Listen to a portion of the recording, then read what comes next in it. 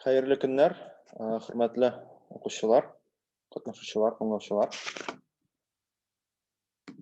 Без әкренләп программаны башлауга якынлашабыз. Һәм безнең әле YouTube'да трансляция башламады. Һәм без башлауны оештырабыз. Без сезнең белән кызыклы гына итеп эшләр алырга тырышабыз. Якындагы 2 сәгатьтә, бәлки 2 сәгатькә сузылмас. Әмма бик кызык булырга тиеш.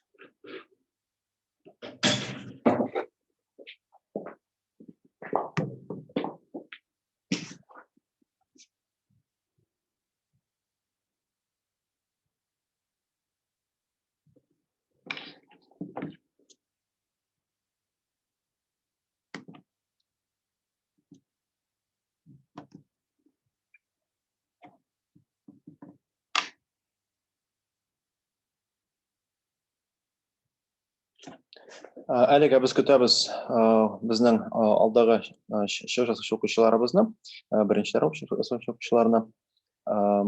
Безнең менә бу өлештә бар үзгәрешләр. Без YouTubeның кайбер кагыйдәләрен бозмас өчен YouTube'дагы трансляциядә сүндерергә тиеш булдык комментарийларны һәм чатны. Бу балаларның хокукларын саклау өчен YouTubeның бер таләбе. Менә алдагы безнең эфирда беренче тапкыр безне сүндерделәр, блокладылар. Моның сәбәбе шул балалар хокукларын яклау максатыннан эшләнгән булган һәм без менә бу юлы YouTubeның кагыйдәләрен үтәргә тырышабыз һәм безнең эфирны сүндермәскә тырышабыз калап YouTube'да. Әмма сораулар булган чакта аны һәрвакыт язарга була безгә Zoom'дагы чатта. Яки инде без шулай ук башка ресурслардан да сорауларны кабул итәргә әзер. Әгәр сораулар булса укучыларның, тыңлаучыларның, ясаучыларның һәм башкаларның. Һәм без әкренләп эшебезне башларбыз. Менә безнең монда кешеләр дә, тыңлаучыларыбыз да туплана, җыела. Безнең белән бүген гыйлем проекты командасы вәкилләре дә бар. Алар безгә укучыларның эшләрен, фәнни чыгышларын бәяләргә ярдәм итәчәкләр. Без гыйлемнең бу процедурада катнашуына бик тә шатбыз. Безнең белән бергә бүген Сәрбиназ Шәйхалова. Ул гыйлемдә волонтер, гыйлемдә берничә зур бүлекне алып баручы ярга мөмкин. Ул беренче этапта безнең микробиология бүлекне алып бара һәм биология бүлекне алып бара. Ул безгә шулай ук төрле шундый серле китапларны, фәнни сүзлекләрне табарга булыша һәм аларны әзерләп интернетка урнаштыра. Ул шундый безнең китапханәчедә булып тора. Һәм ул безнең белән бергә бүген ул безгә сезнең эшләрне бәяләргә ярдәм итәчәк. Мин дә шулай беренче тапкыр монда безнең катнашучылар эшләмәдем. Алар гына бистерәләр. Безнең шулай безгә ярдәм итәчәк бүген Лилия Рафаковна гимназия эфир дигән аккаунттан тора, шушы конференция оештыручысы булып тора. Лилия Рафаковна, мин тамырга сезгә искәртә төшерәм. Вакыт күз салсагыз иде, конференцияга өстәлгән кергән катнашучыларны кабул итеп барсагыз иде. Яхшы. Менә шулай без шундыйрак тәртиптә эшләрбез. Безнең һәрбер чыгышка иң күбе 7 минут вакыт бирелә. Без шушы вакытны артмыйк. Шушы 7 минут эчендә иркенләп аралашыйк, әмма билгеле бер тәртиптә без тәртипне алып барыйк, иң мөһиме тәртипне алып барырга кирәк. Чөнки без күп чынлыкта, безнең вакытыбыз чиксез түгел, кызганычка. Без сезнең белән шикләнәлектән. Әлбәттә, безнең YouTube'та караучылар да карый алалар, аларның мөмкинлекләре бар. Без шушы мөмкинлекнең булуына бик тә шатбыз, чөнки сезнең чыгышларыгыз инде ачылышта әйтеп үтелгәнчә, алар бик тә сыйфатлы, аларның мәгънәсе бар, аларның төрле дәрәҗәдә төрлечә кулланып та була. Алар кечкенә генә ачышта булып торалар. Ачыш булмасалар да, алар нигезендә яңа ачыштарга килеп була. Һәм шуңа күрә без аларның ул чыгышларны бик күп кеше тарафыннан тыңлануын, бик күп кешенең игътибарына килүен бик тә теләгән идек. Яхшы, безнең инде сезгә мәгълүм булганча, тәртибебез бик гади, без сезнең белән чират буенча чыгыш ясыйбыз, һәм безнең беренче булып чыгыш ясаячак бүген Алинә Зарипова. Алинә Зарипова 7нче А сыйныфында укый, һәм ул безнең рус әдәбияты өлкәсенә караган темага чыгыш ясаячак. Моннан тыш безнең Алинә чыгыш ясаячак Мәдинә, ул шулай 7нче сыйныфта, 7нче Б сыйныфында укый. Аның чыгышы шулай ук фәнни өлкәдә, биология өлкәсендә. Шуңа күрә дә менә Сәрбиназ туташ монда аның чыгышын тыңлар өчен ирешәйме. Шуннан соң безнең булачак Язилә Салахова 7нче Б сыйныфыннан, аның чыгышы ул фәнни ачыш булудан битәр, ул методик яктан әһәмиятле дип санадык. Ул чыгышны әгәр дә монда YouTube тыңлаучылардан 5нче, 6нчы сыйныф укучылар тыңласа, бик тә кызыклы булыр иде аларга да. Һәм гомумән безгә барыбызга да ул теманы белү кызыклы була ала. Яхшы. Әйдә, безнең хәзер вакытыбыз бара. Без сезнең белән эшне башларга тиешбез. Сез барыгыз да мондадыр, монда әлбәттә. Әйдәгез әле бер генә мизгелгә булса да барыгыз да камераларыгызны кушып алыгыз әле. Без бер-беребезне сәламләп алыйк әле сәхәрчә. Конференция булгач, сәламләп өлеше дә булсын. Менә сезне күрәм хәзер. Сәләмнәр булсын, хәерле көннәр. Ничек хәлләрегез? Рәхмәт. Исәнмесез? Әйбәт. Яхшы. Сез сезне күрүемә бик тә шатмын чыннан да, чөнки без мәктәптә инде булмаганга, мәктәптә мин еш булам әлбәттә, ләкин сезне булмаганга бик күп вакыт үтте. Һәм бу уку ел тәмамлаганчы без сезне мөгаен күрмәсбез барыбер мәктәптә. Инде безнең укулар барыбер кайтарылмас. Ләкин менә шулай булса да безгә аралашырга кирәк. Сез күрәсездер экраннарыгызда шулай Сәрбиназны, Сәрбиназ Шәйхуллова. Сәрбиназ апагыз ул Казан Федераль университетында фундаменталь медицина һәм биология институтында белем ала. Ул 1нче курста укый. Менә аның диплом яклый торган чорларыдыр аңлаучы. Һәм ул микробиолог. Микробиолог. Аны безнең гимназиягә килгәне бар. Кыска вакытка ул бездә кунак булган иде. Һәм менә ул безнең белән бергә сезне бәяләргә булышачак. Сезне сораулар белән йөртәчәк. Бик тә кызык процедура була тиеш. Юк, мин сораулар бирергә яратмыйм бик. Яратмыйсың? Нимәк сезгә Курыкмагыз. яхшы полицейский эләкте, яхшы коп эләкте. Безнең белән шулай ук Марат Исурович та бар. Марат Исурович сезгә шулай ук, Марат Исурович бүген башак димәк явыз коп, злой коп, ул безнең сораулар бирәчәк димәк. Сәрбиназ туташ сезне яклаячак, Марат Исурович сезне газаплаячак. Дип ышанып калабыз. Уенның кагыйдәләре шундый чөнки. Яхшы. Әйдә, шунда күчик. Укучылар, сез иркенләп демонстрация экранын куша аласыз, экранны күрсәтә аласыз, презентацияләргә матур итеп чыгыш ясарсыз. Яхшы, сүз безнең Алинәгә, Алинә Зарипова. Без игътибар белән Алинәне тыңлыйбыз. Алинә, уңышлар, рәхмәт. Сине бөтен Татарстан тыңлый.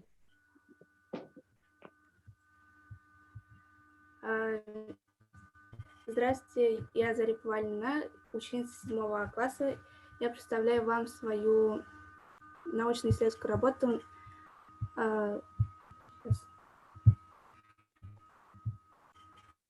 на тему «Если ты можешь мечтать, то можешь воплотить свои мечты в жизнь».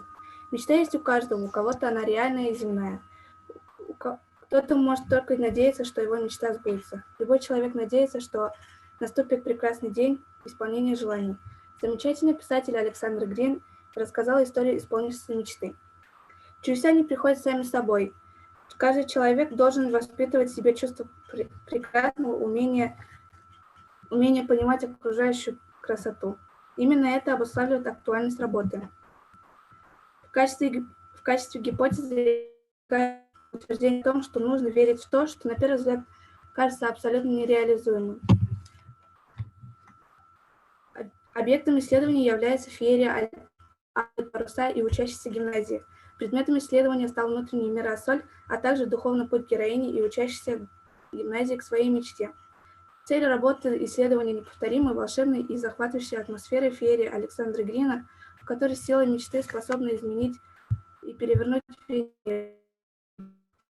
Дальше вы можете увидеть на слайде.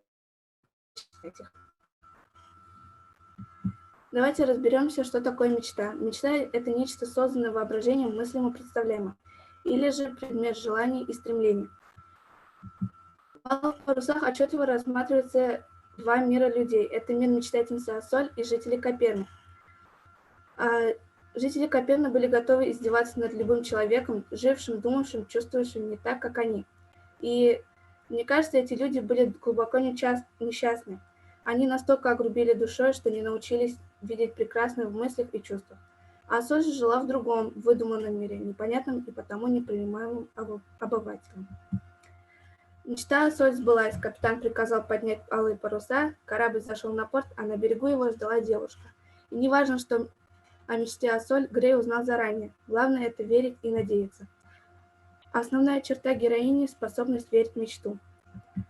С целью узнать, о чем мечтают ученики гимназии, я провела опрос. Проанализировав этот опрос, я получила следующие результаты. Мечты многих учеников связаны со школой и учебой.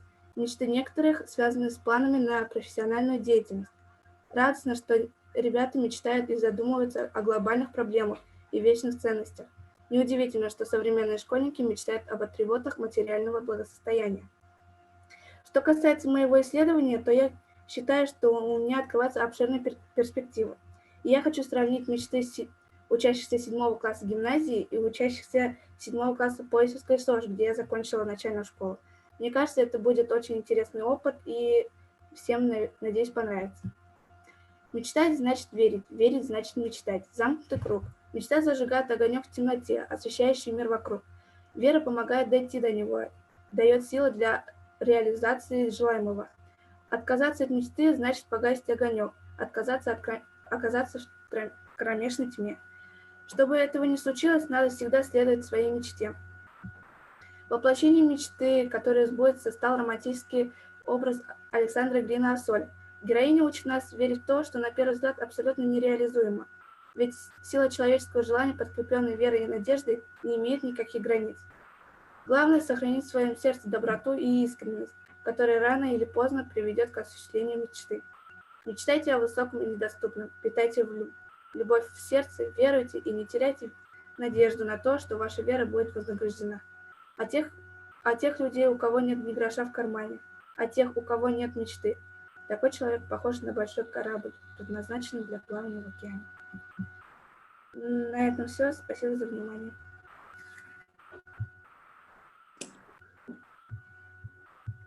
Бик зур рахмат, Алина. Алинага бәлки сораулар бардыр. Без Алина сорауларга җавап бирергә әзер дип уйлыйм. Башка катнашучыларның бәлки бар сораулары. Әгәр дә сораулар булмаса, Алина, бик зур рахмат әлеге чыгышың өчен, әлеге хезмәтең өчен. Без инде русча белән танышкан идек һәм бик игътибар белән тыңлаган идек. Хыял темасы ул рус әдәбиятыннан тыш, менә сиңа таныш булган татар әдәбиятында да табамы үзенә урын? Менә син инде 5-нче, 6-нчы, 7-нче сыйныфларда укыдың татар әдәбиятын. Бармы икән менә шундый охшашлыклар, ниндидер аваздашлыклар татар һәм рус әдәбиятларында? Игътибар иткән булдымы икән? Алай юк бугай, алай игътибар иткәнем юк иде. Әмма миңа калса, менә әле сине алдагы елларда көтә алдагы класслар, алдагы сыйныфлар һәм шундый тагын әдәбият дәресләре. Миңа калса, син монда аваздашлыклар кайбер авторларда таба алырсың дип уйлыйм. Киләчәктә мин артында үзем белмим, шуңа күрә әйтә алмыйм, ләкин миңа калса таба алырсың дип уйлыйм. Сәрбиназ туташ Мусора бар иде сыман. Минем бераз фонда нәрсәләр, тавышлар булыр инде. Минем Алинәгә бер соравым бар иде. Алинә, синең үзеңнең хыялың бармы? Иң шундый. Әлбәттә, минем хыялым бар иде. Берәрсен атап җибәр әле сыр булмаса. Ул республикада катнашырга олимпиада. Ләкин минем 5-6 класста ул бик барып чыкмады. Аннары мин үземә дә инде син моны булдыра алмыйчаксың дип бер качан үземне орышкан да бар иде. Ләкин 7 класста мин моны үземне кулга алдым да син моны булдыра аласың дип үземне ышандырдым. Һәм бик күп тырыштым да бугай, 2 олимпиадага да электем. Хыял өчен тырышырга да кирәк шулай. Киләчәктә минем дизайнер буласым килә һәм мин шуның өчен төрле композициялар эшлим. Һәм бүгенге көндә әле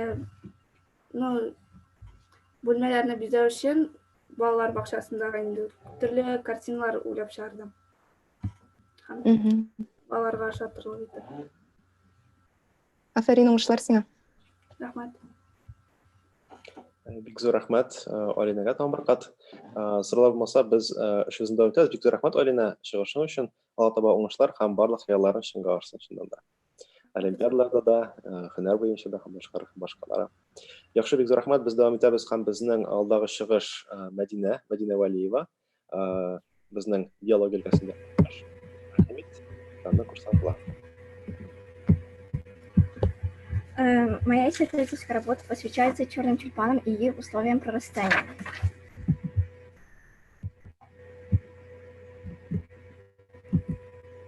Моя цель – ознакомиться с историей их выведения и с их условием прорастания. Задача – изучить историю выведения черного тюльпана, узнать больше об условиях прорастания тюльпанов, окрасить тюльпан в черный цвет в домашних условиях. Методы наблюдения экспериментальные и статистические. Моя гипотеза – черные тюльпаны можно выращивать в наших климатических условиях. История тюльпана связана с Голландией. В Голландии первые экземпляры тюльпанов появились в 1570 году, когда Карл Клузиус по приглашению приехал работать в Голландию и вместе с другими растениями захватил луковицы тюльпанов. Во второй половине 17 века центром разведения тюльпанов в Голландии был город Харлем. Именно там в 1672 году была объявлена награда в 100 тысяч гульденов тому, кто сумеет вырастить черный тюльпан. Сделать это удалось известному натуралисту доктору Берли. Полюбоваться на его редкий цветок, который он назвал розой Берли, по имени своей жены, приходили и приезжали сотни людей. Однако это был все же не совсем черный тюльпан. Он имел очень темный, почти черный лиловый цвет. Многие сейчас считают, что вырастить абсолютно черный цветок вообще невозможно. Существует современная классификация тюльпанов, которая в 1969 году по международному справочнику подразделяет их на 4 раздела и 15 групп по времени цветения, форме цветка. В процентном отношении группы тюльпанов имеют следующий удельный вес. Корни тюльпана придаточные, то есть отходят от нижней части донца луковицы, а донцы луковиц представляют собой видоизмененный стебель, то есть можно сказать, что корни образованы частью растения, стеблем. Луковица – очень важная часть растения, результат природного совершенствования, ведь луковица является видоизмененным стеблем и листьями. Стебель превратился в донцу луковицы, а низовые листья, сросшиеся в виде цилиндра, стали ее чешуями. Значение луковиц для жизни растений трудно переоценить. Луковицы, словно в кладовой, накапливается запас питательных веществ, помогающих тюльпану переносить периоды засухи и зимние морозы. Кроме того, луковица является органом размножения и возобновления, из которого каждую весну является в мир листья и восхитительный цветок. Стебель, прямостоящий цилиндрический стебель, поднимается над почвой на высоту от 5 до 80 см, гордо являя миру великолепный крупный одиночный цветок. Очень редко вместо одного цветка можно появиться соцветие из 2 или более цветков. Листья. Листьями тюльпан не богат. Хватит пальцев одной руки, чтобы их пересчитать. Беря начало от основания надземной части стебля, листья вырастают до середины его высоты, образуя зеленое окружение цветку. Лепестки. Казалось бы, как может очаровать такой простой околоцветник, имеющий всего 6 свободно опадающих листочков. Богатство форм цветка и обилие оттенка ставит все сомнения. Множество количество поклонников тюльпанов день ото дня. Плод. Завершением жизненного цикла тюльпана является трехгранная коробочка, в каждом гнезде, которым двумя рядами расположились треугольные плоские семена коричневато-желтого цвета. В этих маленьких крохах сосредоточились будущие тюльпаны. Основные формы околоцветника садовых тюльпанов. Первое – бакаловидное, второе – чашевидное, третье – овальное, четвертое – лилиевидное, пятое – попугайное, шестое – пионовидное, седьмое – звездчатое, восьмое – бахромчатое. Условия прорастания. Посадка тюльпанов – очень ответственная вещь. Рост тюльпана зависит от посадки сезона и чего еще. В основном тюльпаны сажают в середине октября. Их луковицы нужно хранить в темном, прохладном, сухом месте при температуре 15-18 градусов Цельсия. Это может быть погреб, подвал. Главное, чтобы не было сыра. Если не хотите терять сортовые тюльпаны, то вам придется каждый год менять участок. Нельзя сажать на тяжелый грунт с повышенной кислотностью, торфянистый. Подойдет почва с суглинистым и песчаным грунтом, хорошо впитывающий влагу, еще почве, куда год-два вносили органические удобрения. Годятся участки, где были навозы или опавшие листья. При дневной плюс 3-10 луковиц активно пускает корень. Хорошо переносящие ночные температуры плюс 3, Они любят яркий солнечный цвет. Цветник должен быть освещен на притом местах, куда не проходят холодные ветры. Полив активно, примерно 2,5 недели. Нужно смягчать почву плюс избавляться от сорняков. Регулярно вносить удобрения, подкармливать можно и жидким, и сухим минеральным удобрением. Дело в том, что воду и питательные вещества растения получают через корневую систему. Она впитывает подкормку и живительную влагу, которая затем разносится по всем остальным органам. Я сделала опыт, покрасила в домашних условиях хризантему. Можно любой цветок. Черный цвет.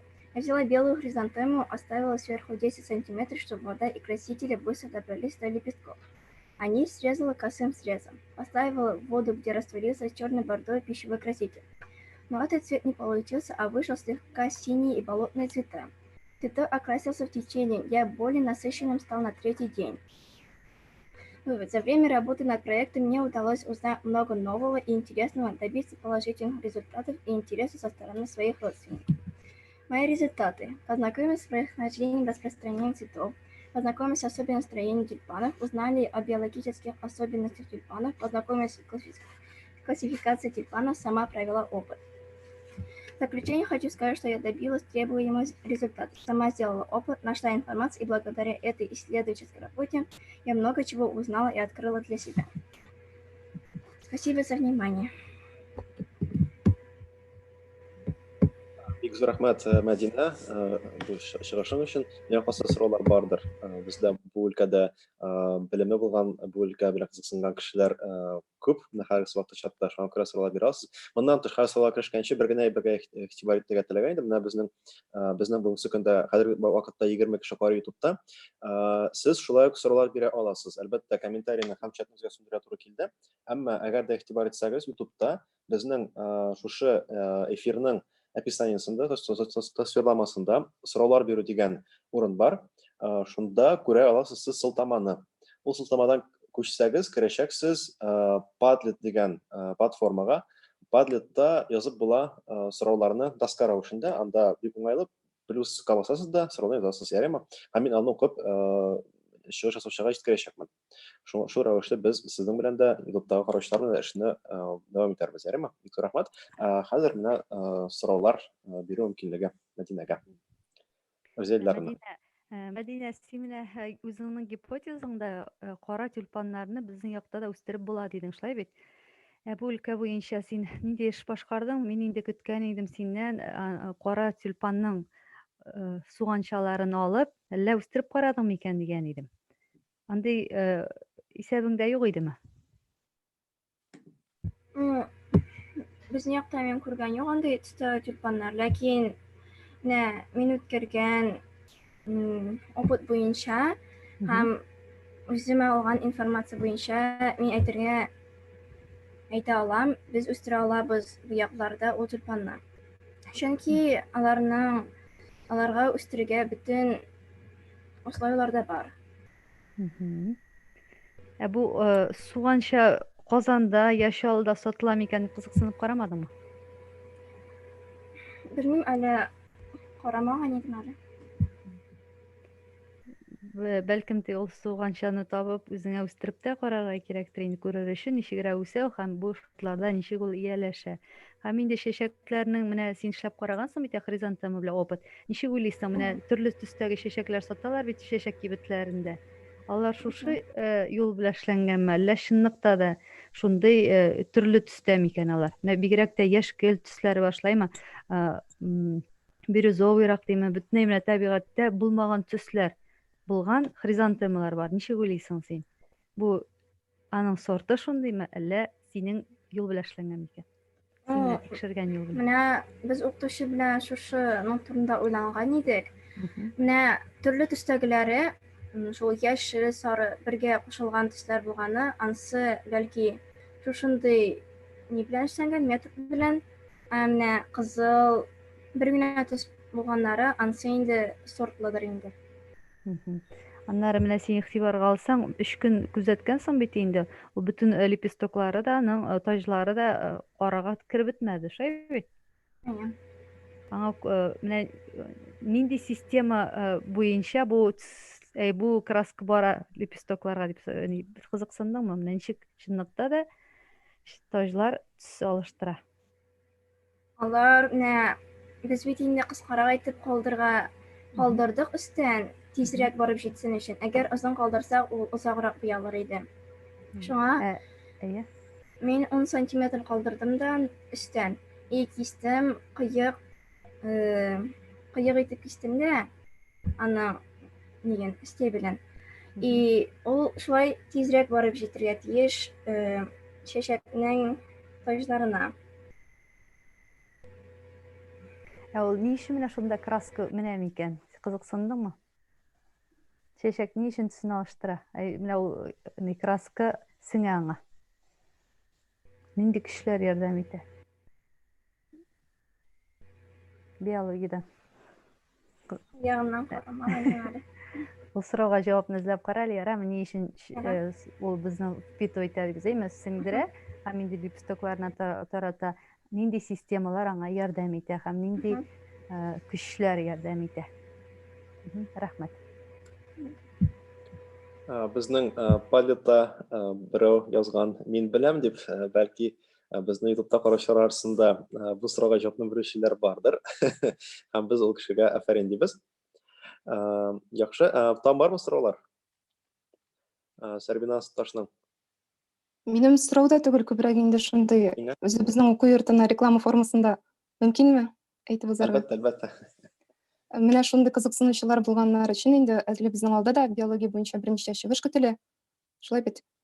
Алар да тыңласалар әйбәт, әгәр дә инде шулай кызыксыналар икән, безнең фундаменталь медицина һәм биология институтында бар шундый бик күп төрле кафедралар. Ул бит әле, мәсәлән, микробиология кафедрасы булды да, син бактерияләр белән генә шөгыльләндең дигән сүз түгел. Мәсәлән, мин микробиолог, әмма минем анда зоология өлкәсе бар, экология өлкәсе һәм башкалар да. Шуңа күрә, мәсәлән, безнең генетика кафедрасында шундый Россиянең әйдәп баручы селекционерлары белем бирә һәм алар белән бик кызыклы гына фәнни эшләр башкарырга мөмкинлекләр бар. Төрле грант системалары да эшли дияргә, шулай ук ботаника һәм физиология, үсемлекләр физиологиясе кафедрасында бик кызыклы фәнни эшләр башкарыла. Нәкъ менә үсемлекләр белән инде анда специализациясе шул дияргә. Шулай ук экология кафедрасында, ул экология природопользования дип атала инде. Ул кафедрага да урнашырга була. Үзегезнең фәнни эшләрегезне башкарыр өчен, әгәр дә инде киләчәктә үзегезне шушы өлкәдә күрәсез икән. Көтеп калабыз сезне, менә минем урыным буш тиздән. Килегез. Шанда Казан университетында мөмкинлекләр бу яктан бик күп һәм без ышанып калам, безнең укучыларыбыз Әлі университетке оқыра кірген чук, келесі елларда Лобачевский исемдә конференцияда катнашып, төрле фәннәрдән биология, химия, физика һәм башка фәннәрдән ачышлары белән катнашалар университетта. Һәм келесі елда Сәрбиназ син шул конференцияда жюридә катнашырсың дип ышанып калабыз шулай ук. Бик зур рәхмәт. Сорау булмаса без дәвам итәбез. Без ата барабыз һәм безнең киләсе чыгыш ул Язиля Салахованың чыгышы. Язиля, сиңа сүз, сиңа мөнбәр. Ага, яхшы.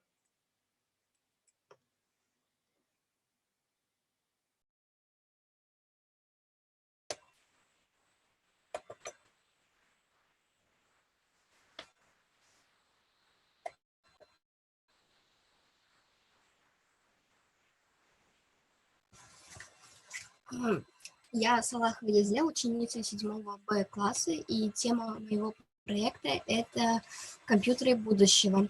Цель моего проекта – это изучить и проанализировать развитие компьютерной техники в будущем. Задача – изучить историю развития компьютеров, изучить информацию о современном состоянии компьютерной техники, изучить информацию о планах различных компаний и ученых по развитию компьютеров. Сначала хотела бы рассказать историю развития компьютеров. Первое поколение ЭВМ, электронных вычислительных машин, были ламповыми. Ученые университета в Пенсильвании, США, разработали ENIAC, так называемый первый в мире компьютер. В нем, когда он официально введен в строй, является 15 февраля 1946 года. Быстродействие несколько десятков тысяч операций в секунду. Поскольку лампы имеют существенные размеры, и их тысячи, то машины имели огромные размеры. Поскольку ламп много и они имеют свойство перегореть, то часто компьютер простаивал из-за поиска замены вышедшей из строя лампы. Лампы выделяют большое количество тепла, следовательно, вычислительные машины требуют специальной мощной охладительной системы. Второе поколение ЭВМ. Следующим шагом развития стала разработка компьютеров, работающих на транзисторах, который был создан в Америке в 1948 году командой физиков, исследователей Шокли и Бардина. Быстродействие сотни тысяч операций в секунду. По сравнению с электронными лампами, использование транзисторов позволило уменьшить размеры вычислительной техники, повысить надежность, увеличить скорость работы. Третье поколение ЭВМ. В 1965 году в вычислительных машинах начинают использовать новое запоминающее устройство магнитный диск мини-ЭВМ PDP-8. С этого периода начинается применение микросхем с малой степенью интеграции. Быстродействие 1 миллион операций в секунду. Интегральная схема представляет собой электронную схему, выстроенную на кремниевом кристалле. На этой схеме умещается 1000 транзисторов. Следовательно, компьютеры этого поколения были вынуждены стать еще меньше, быстрее и дешевле. Четвертое поколение ЭВМ – современные компьютеры. Инновацией в вычислительных машинах четвертого поколения является применение и использование микропроцессоров. Микропроцессоры представляют собой АЛУ – арифметические логические устройства, помещенные на одну микросхему и имеющие высокую степень интеграции. Первый микропроцессор назывался Intel 4004. Название первого микропроцессора собрано в 1971 году. 2 года спустя Intel представил миру Intel 8008. В 1975 году появился на свет Altiera 8800. Это первый персональный компьютер, созданный на основе Intel 8008. Быстродействие сотни миллион операций в секунду. Быстродействие компьютеров увеличилось значительно. Компьютеры продолжали дешеветь, и теперь их покупали даже отдельные личности, что ознаменовало так называемую эру персональных компьютеров. Следовательно, потребовалось развитие программного обеспечения, чтобы личность могла использовать компьютер в соответствии со своей фантазией. В конце 70-х, начале 80-х популярностью пользовался компьютер Apple, разработанный Стивом Джобсом и Стивом Возняком. Современный компьютер – универсальное многофункциональное электронно-автоматическое устройство для работы с информацией. На сегодняшний день самыми распространенными видами компьютерной техники являются настольные компьютеры, ноутбуки, нетбуки, планшеты. Самой распространенной реализацией компьютерных технологий на практике настольные компьютеры Desktop, самый популярный сегодня тип. Компьютер предназначен для постоянного размещения на столе. Основным устройством современного персонального компьютера является центральный процессор, микропроцессор. Он управляет работой всех функциональных элементов персонального компьютера и выполняет все операции по обработке информации. Так что же интересного нас ждет в ближайшем будущем? Одним из перспективных проектов считается идея дизайнера Якоба Захара по созданию уникального компьютера из клавиатуры и дисплея. Смоделированное им устройство включает в себя системный блок, камеру и малогабаритный проектор, небольшие размеры, соизмеримые с телефоном. Делает возможность использования компьютера в любом месте, где есть поверхность, способна отражать голографическое изображение. Японский разработчик Хиро Кирик обещает запустить в массовое производство наручный компьютер Sony Nextop, напоминающий стильные часы с широким браслетом на запястье. Гаджет оснащен гибким OLED-экраном, подвижной клавиатурой и голографическим проектором. Компания XP видит будущее в своем проекте LIM. Известный производитель техник занимается разработкой своего футуристического компьютера. Дизайн внешне схож с небольшим фотоальбомом, а дисплей выглядит как 19-дюймовое прозрачное стекло. Геймерам наверняка придется по вкусу концепт дизайнера Кайли Черри. Его идея оснастить ноутбук 3 складными дисплеями. Алюминиевый корпус и мощнейшее охлаждение имеет 13-дюймовый лэптоп, который до широкоформатного экрана до 6. Дизайнер из Бразилии произведение искусства из уникальных спроектированный им беспроводной не требует подключения к рабочей станции. Английский писатель Артур Кларк сказал: любая достаточно развитая технология неотличима от волшебства. Пока современная нашу жизнь, не стоит забывать, что, к сожалению, техника, даже самая современная и надежная, может выходить из строя, и перед покупкой новомодных моделей стоит подумать о ремонте таких компьютеров. Все.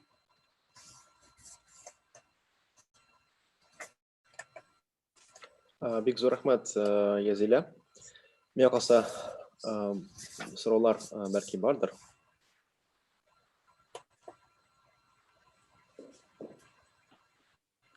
Без инде бу хакта Язиля белән беренче тапкыр бу Наемна Язиляга сорда зриләр подлетта. Яхшы. Язил торсыннар багыга. Менә без син белән хакта эшләшкән, менә бу проектларны беренче тапкыр тыңлаганда, шулай да синеңчә компьютерлар дөньясының, сынаклар дөньясының якында киләчәге нинди булачак? Менә без менә хәзер игътибар итсәң, безнең телефоннар, алар зураялар, да, менә безнең елдан ел чыга теге зуррак шул телефоннар. Компьютерлар барыбер ничектер, ну, бәләкәйләр, гадиләшәләр. Менә ничек булыр микән безнең үсеш? Без каякка барабыз? Ничек синең нинди фаразларың бар синең? Белгеч буларак инде, зихар белгеч безнең өчен бу өлкәдә.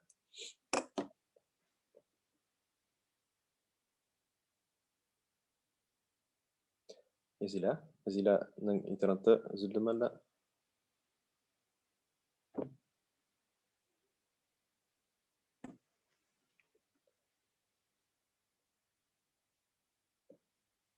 Язиля безнең өзелеп китте бугай. Рәхмәт. Әйе, монда күренмәй. Язиля безнең өзелеп китте. Язиля кушылмадымы? Юк, кушылмады. Яхшы була торган хәлдә миңа калса. Без Язиляга булган сорауларыбызны теркәп калдыра алабыз Padletка. Менә мин хәзер үземнең сорауны бирдем, я язып калган Padletта. Шулай әгәр дә кемнең тагын сорау бар, без аны әйтеп калдырыйк. Һәм без аны теркәп куярбыз Padletка. Мәсәлән, Padletта язып калдырганнар, Язиля үзеңә нинди нәтиҗә ясадың дип бер сорау бар. Һәм тагын сорау булса, аны тагын шунда язып калдырып булачак, әйеме? Монда проблема юк. Язиля безгә соңра кире кайтып җавап бирә ала яки үзенә булган нәтиҗәләрен үзе рефлексияли алачак. Яхшы, без дәвам итәбездер аңлаучы, әйеме? Безнең Язиля кире әйдә булмады. Яхшы.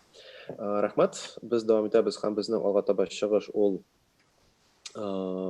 безнең өчлекнең чыгышы, 6-нчы А сыйныфында укучы кызларның чыгышы, Алия Ибрахимова, Ясмин Галимҗанова һәм Алиса Фәрдиева. Алар бик шундый үзенчәлекле эшләгәннәр. Безнең гимназия укучыларын тормышларын өйрәнгәннәр, дисәм була, һәм тормышларын яхшыртыр өчен киңәшләр әзерләгәннәр.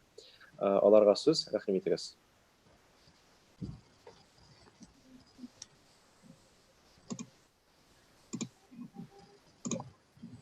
Идеальный график сна гимназиста. Презентацию подготовили ученицы 6 А класса Ибрагимова Алия, Галимьянова Ясмин, Фардиева Алиса. Я никогда не задумывалась над тем, сколько человек должен спать и что ему снится. Утром, когда я просыпаюсь, мне почему-то все время хочется спать, а сны снятся редко или я их не помню. Мои друзья рассказывают о своих снах. То они супергерои, то они рыцари или принцессы. Одни говорят, что спят мало и приходят в школу с плохим настроением. Другие, что спят достаточно и чувствуют себя бодрыми и активными. Так каким должен быть наш сон и откуда возникают сны, которые мы видим?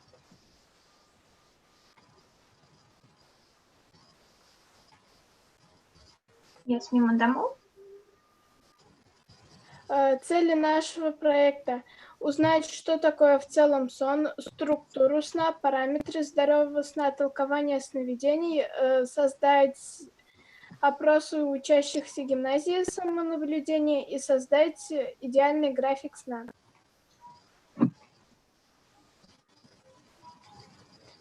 Сон – это естественный физиологический процесс, свойственный человеку, млекопитающим, птицам и насекомым. Во время сна мозговая деятельность живого существа минимальна, а организм практически не взаимодействует с окружающей средой. Также есть очень много полезных функций сна, которых вы, возможно, не знали. Это такие как восстановление работы мозга, восстановление иммунитета, обработка и хранение информации, восстановление функций нервной системы, накопление энергии, отдых и рост организма. Сон – это циклическое явление, за ночь проходит 5-8 циклов, каждый цикл составляет 2 фазы, медленный и быстрый сон. Сон состоит из 5 стадий. От 1 до 4 стадии медленный сон, а 5 стадия быстрый сон. На рисунке вы можете увидеть, сколько процентов длится каждая стадия от всего сна. Сон начинается с первой стадии, которая длится 5-10 минут. Затем наступает вторая стадия, которая продолжается около 20 минут. Еще 30-45 минут приходится на период третьей и четвертой стадии. После этого спящий снова возвращается во вторую стадию, после которой возникает первый эпизод сна, который имеет короткую продолжительность, около 5 минут. Вся эта последовательность называется циклом. Первый цикл имеет длительность 90-100 минут, в среднем 1 час 30 минут. Затем циклы повторяются, при этом уменьшается доля медленного сна и постепенно нарастает доля сна, последний эпизод которого в отдельных случаях может достигать 1 часа. Итак, в первую половину ночи преобладает глубокий сон, а под утро легкий сон. В среднем при полноценном здоровом сне отмечается 5 полных циклов. Продолжительность сна обычно составляет 6-8 часов в сутки, но возможны изменения в довольно широких границах – 4-10 часов. Медленный сон длится от часа и полтора. Частота пульса падает, пульс становится реже, мышцы расслабляются. Он очень полезен, это глубокий отдыхательный сон. Быстрый сон идет сразу после медленного от 10-15 минут. Активизируется деятельность всех внутренних органов, он очень яркий и фантастический. Продолжительность сна у всех людей по-разному, это зависит от его возраста. Дошкольникам рекомендуется спать 11 часов, ученикам начальной школы 10 часов, ученикам старшей школы 9 часов и взрослым 8. Несколько советов, которые очень полезны для качественного сна. Во-первых, просыпаться в одно и то же время, соблюдать режим дня, прием пищи до 2 часов до сна. Это может быть стакан молока или теплый чай. Проветривать комнату перед сном, не надо смотреть телевизоры или страшные фильмы. Засыпать в тишине и полной темноте, принимать теплый душ.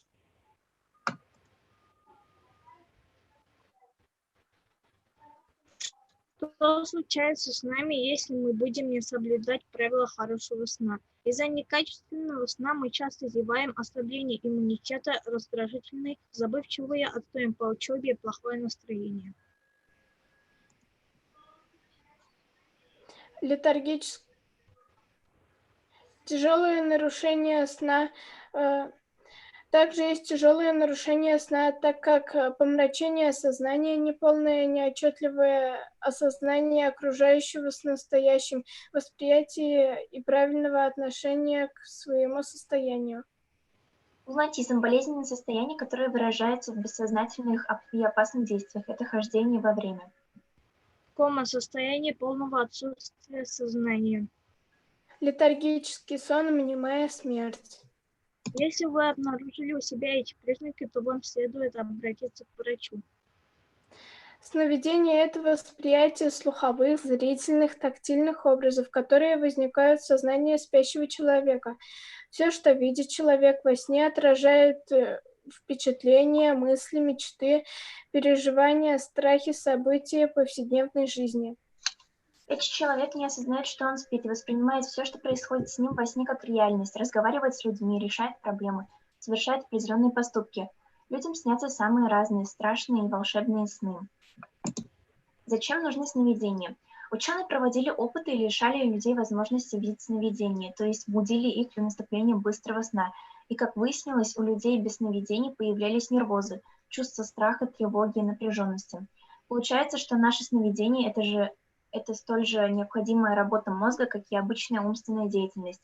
Сновидения нужны нам как дыхание или пищеварение. Мы провели самонаблюдение и выяснили то, что когда мы ложимся спать в хорошем настроении, то у нас интересные цветные яркие сны. А были те случаи, когда мы ложимся в плохом настроении, то у нас черно-белые сны. Также мы выяснили, почему снятся кошмары. Мы часто сталкивались с тем, что у людей есть проблемы, они не могут быстро и легко засыпать. Мы поискали в интернете и нашли несколько советов, чтобы быстро уснуть. Как быстро засыпать? Не употреблять пищу за 2-3 часа до сна, небольшая прогулка 30 минут перед сном, теплая ванна перед сном, проветривание комнаты перед сном, засыпать в полной тишине и спать на животе или на левом боку. Как легко вставать? Этот вопрос волнует всех. Мы нашли способы, чтобы легко вставать. Постепенно вставать, подтягиваясь в кровати примерно 10 минут. Массаж пальцев и мочек ушей, так как именно на них расположено большое количество нервных окончаний, и организм просыпается при их стимуляции. Прохладный тонизирующий душ и чашка ароматного чая. Интересные факты о сне. Во время медленного сна высвобождается гормон роста и существуют даже специальные методики увеличения роста с использованием сна. Домашние питомцы тоже спят. Слоны спят стоя в течение медленной фазы и ложатся на землю во время быстрой фазы сна. В какой-то степени сон для человека важнее пищи. Самый долгий промежуток времени без сна – 18 дней, 21 час и 40 минут. Мы провели исследование для того, чтобы узнать, сколько времени ребята отводят на сон, как они чувствуют себя после сна и видят ли сновидения. Во сколько вы ложитесь спать в учебные дни? 52% ответило, что ложатся в 10 часов, 31%, что в 22:30 и 17%, что в 23:00. Во сколько вы встаете? 39% ответили, что они встают в 6:30, 30% ответили, что они встают в 7:00, 31% ответили, что они встают в 6:00. Высыпаетесь ли вы? 79% ответило, что они высыпаются, и 21% ответили, что нет. Что вы делаете перед сном? 25% ответило, что они кушают, 16% прогулка, 17% телевизор, 28% телефон и 14% книги. Как долго ты не можешь заснуть? 24% ответили, что 5 минут, 31% ответили, что 10-15 минут, и 12% ответили, что больше 30 минут. Как думаешь, почему ты не высыпаешься? 27% людей ответили, что они рано встают, и 73% ответили, что поздно ложатся спать. Проветриваете ли вы комнату перед сном? 62% ответило, что не проветривают, и 38%, что проветривают.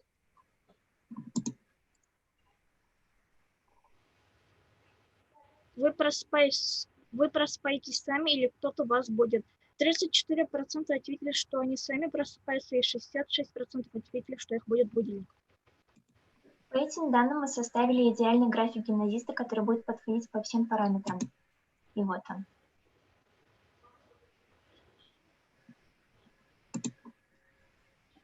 В заключение, мы узнали, что сон необходим человеку и животным. Он придает силы, энергию и бодрость. В разные периоды жизни надо спать определенное количество времени.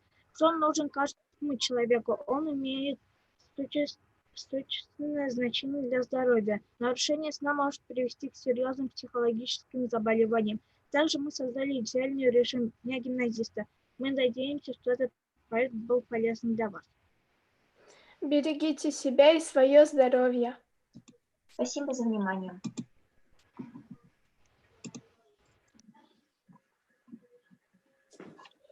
Бик зор рахмат, кызлар, чыгышыгыз үчүн. Сизге суроолор да мындай әзерләп килеп туралар. Миңа калса сизге бик көп суроолор бардыр. Биринчиден мен падетага суроолорун окуйм башта. Биринчи сизге падетага суроо. Кызлар, ничек уйлыйсыз, ни үчүн кайбир кишилер йоклаганда сүйлөшөт? Ну, мы, как сказали, сон это как, ну, там люди ведут себя как в повседневной жизни, они разговаривают, двигаются, общаются и так далее. То есть это как повседневный образ жизни, только они спят. Шуңа бәйлеме? Рахмат, һәм тагын бер сорау. Падетта яңгыратылган будильниксыз ничек уянырга? Если соблюдать все правила, которые мы сказали, ну, в проекте, то можно просыпаться без будильника. Яхшы, рахмат. Миңа калса суроолор бардыр. Суроолорны әйтә аласыз? Минем сұрау бар, мөмкин булса. Менә кызлар, ишеткәнегез бардыр инде, хәзерге вакытта шундый проблема бар кешеләрнең, бит ул бөтен дөнья шундый тикшерүләр бар дип әйтик инде, кешеләр тиз генә йокларга яткач йоклап китә алмыйлар. Кемдер мәсәлән телефонда карап ята, бик озак Instagram листайтты, менә шундый проблемалар бар. Һәм кызыксынганыгыз бармы? Шундый кызыклы приложениялар бар. Менә bir яктан уйлыйсың бит, Instagram комачаулый да, әмма дә ләкин бу проблеманың шешелеше дә приложенияларда. Ул приложениялар кешеләргә йоклап китәргә ярдәм итәләр. Сезнең андыйларны ишеткәнегез бармы? Бәлки аларны Минем аларны скачать итеп караганым да бар. Ләкин минем аның белән кулланганым юк. Но ишеткәнем бар.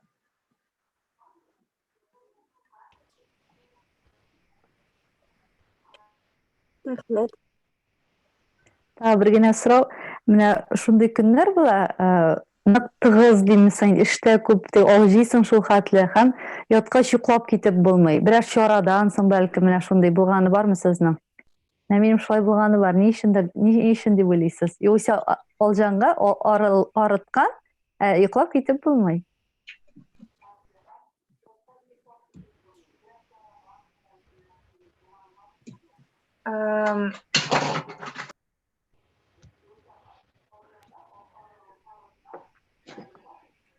Бәлки сез эшләгәндә сез нык переутомляться итәсез һәм сезнең переживания булырга могут быть, эмоции сильные һәм сез шуның аркасында йоклап китәргә китә алмыйсыздыр. Рәхмәт. Миңа калса барыбыз өчен дә актуаль мәсьәләләр, бик актуаль мәсьәләләр. Бик зур рәхмәт. Бармы икән тагын сораулар безнең тыңлаучыларның, катнашучыларның? Әгәр дә булмаса, бик зур рәхмәт кызлар чагында тагын бер кат әйткәнчә, без барыбыз да йокының төрле үзенчәлекләре белән очрашабыз, кайчак йоклап китәбез, кайчак киресенчә бик тиз йоклап китәбез. Бу әйберләргә бик зур рәхмәт. Мин инде сезгә киңәш буларак кына әйтергә теләр тагын бер әйбер, сез үткәрдегез тикшеренү, сез үзегезнең классташларыгыздан сорадыгыз, шулай бит, йокы графиклары турында, һәм сез бу тикшерүне башкардыгыз бугай уку вакытында, ягъни карантинга кадәр. Шулай бит? Менә сезгә кызык, миңа калса кызык булыр иде тагын бер үткәрергә нәкъ шул сорауга биргә, шундыктан ләкин менә биргә аларны хәзер безнең менә уку булмаган яки дистанцион рәвештә үткәрелә торган чорда менә укучыларның йокы графиклары һәм йокы белән бәйле проблемнары, йокы белән бәйле гадәтләре ничек үзгәрде микән? Үзгәрде икән менә бу чорда. Минем Булмаса ул ишеткәнем бик бар. кызыклы эш булыр иде. Алар күбрәк телефонда утыралар һәм кайыр кешеләр төнге 2-гә кадәр телефонда утыралар шул интернет. Хәзер үзләренә сорау бирәчәк. Кемнәр дип. Юк, сорап бирмим. Google форумында эшләп карасалар бик әйбәт булыр. Во-первых, ул әйбергә дә өйрәнәләр алар. Шуңа әйтәсем килгәни. Шунда бәлки сез эшләп карарсыз менә бу тикшерүне безнең әйтәсез менә кабатыз безнең мәктәпнең сезгә фәнни заказы дип менә безгә бик тә кызык беләсе килә. Укучыларның biz аларны ачыламыйбыз. Бу савыш бирү сорашу шулай аноним булыр. Google формада анкетасын эшләп, тикшереп карасак, миңа калса кызык кына ачышлар ясар идек без үзебез өчен. Сезнең классларны да, 5ләрне дә, 7ләрне өйрәнсәгез, без үзебезгә ничәләр ясый алар идек. Ләкин без менә сораганда бу опросны үткәргәндә күп кешеләр безгә җавап бирмичә тордылар. Без бу нидә, катнашырга теләмибез дип инде. Һәм әйтмәделәр безгә. Сез әзерләгез безгә анкетаны, без аны таратырга һәм җаваплар табарга сезгә ярдәм итәрбез. Аларны шулай ниришне башын калып куйды. Әлбәттә. Бик зур рәхмәт кызлар. Сезгә алга таба зур уңышлар телибез, фәнни уңышлар. Бу сезнең миңа калса беренче шундый фәнни хезмәтегез булгандыр. Ул чан да фәнни хезмәт дип саныйм, бәлки Сәрбина стаж изгашмас та, ләкин ул фәнни хезмәт миңа калса теория өлеше белән һәм практик өлеше белән сезгә алга таба уңышлар. Миңа калса бу өлкәдә эшләр бик күп. Мин инде бер укучы әйткән идем, беренче ел элек Нобель премиясе алганнар инде менә юкны үзенчәлекләрен өйрәнгән өчен. Бик зур рәхмәт. Алга таба барабыз һәм безнең киләсе чыгыш ясаучы ул Альбина Маннапова. Безне бу ратишидә безнең Динара белән Сирин безнең хастаханәдә авырый, шуңа күрә без аны инде азатлап тормыйбыз. Чыгышка кушып, әлбәттә, аңа саулык сәламәтлек телибез.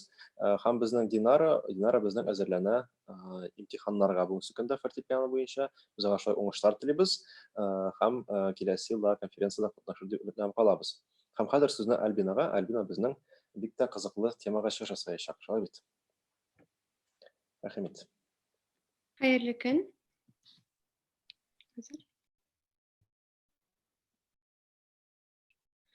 Минем тикшерү эшнең темасы булып, җәмгыять тарафыннан мода өлкәсендә кешегә карата башкарылган басымга каршы ничек көрәшергә. Минем бурыч укучыларга үзенең булуның яхшы якларын күрсәтү һәм табигый матурлыкның, уникальлекнең, үз моданы тудыруның әһәмиятләрен аңлату. Минем гипотеза буенча, хәзерге дөньядагы күп кенә кешеләр бер үк клише белән яшиләр һәм бөтен дөньяга ошарга һәм ярага тырышалар.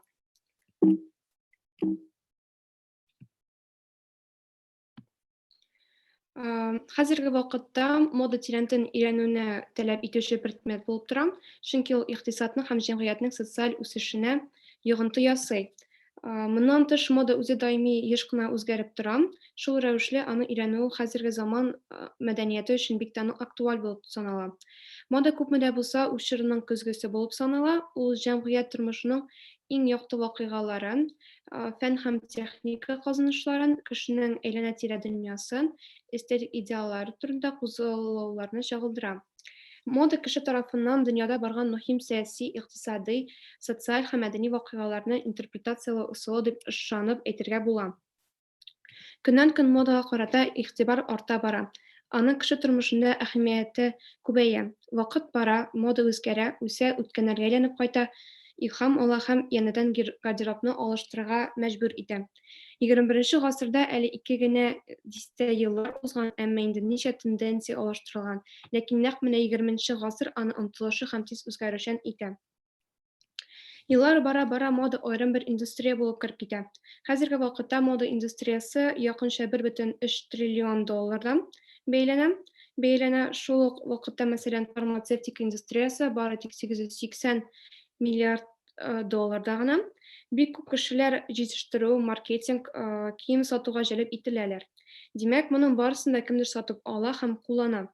Кешеләр еш кына әйберләр сатып алалар, чөнки һәр яңа әйбер аларга яңа тормыш вәгъдә итә. Һәм бу өметкә күпме генә тапкыр алданмасыннар, барыбер сатып алалар. Һәм шулай ук минем кыскача гына мода индустриясына кагылган берничә фактлар белән таныштырып итәсем килә. Соңгы 15 елда кием җитештерү күләме 2 тапкыр артты. Шул ук вакытта бер әйберне куллануның уртача вакыты 2000 еллар башындагы күрсәткечләр белән чагыштырганда 5 тапкыр кимегән. Ел саен синтетик тукымалар җитештерү өчен 70 миллион баррель нефть кулланыла. Мода индустриясында иң еш кулланыла торган тукыма полиэстер якынча 200 ел таркалана. Бер пар джинсны җитештерер өчен якынча 7000 литр су китә. Бу хәтле су бер кешегә 5-6 ел яшәргә җитә.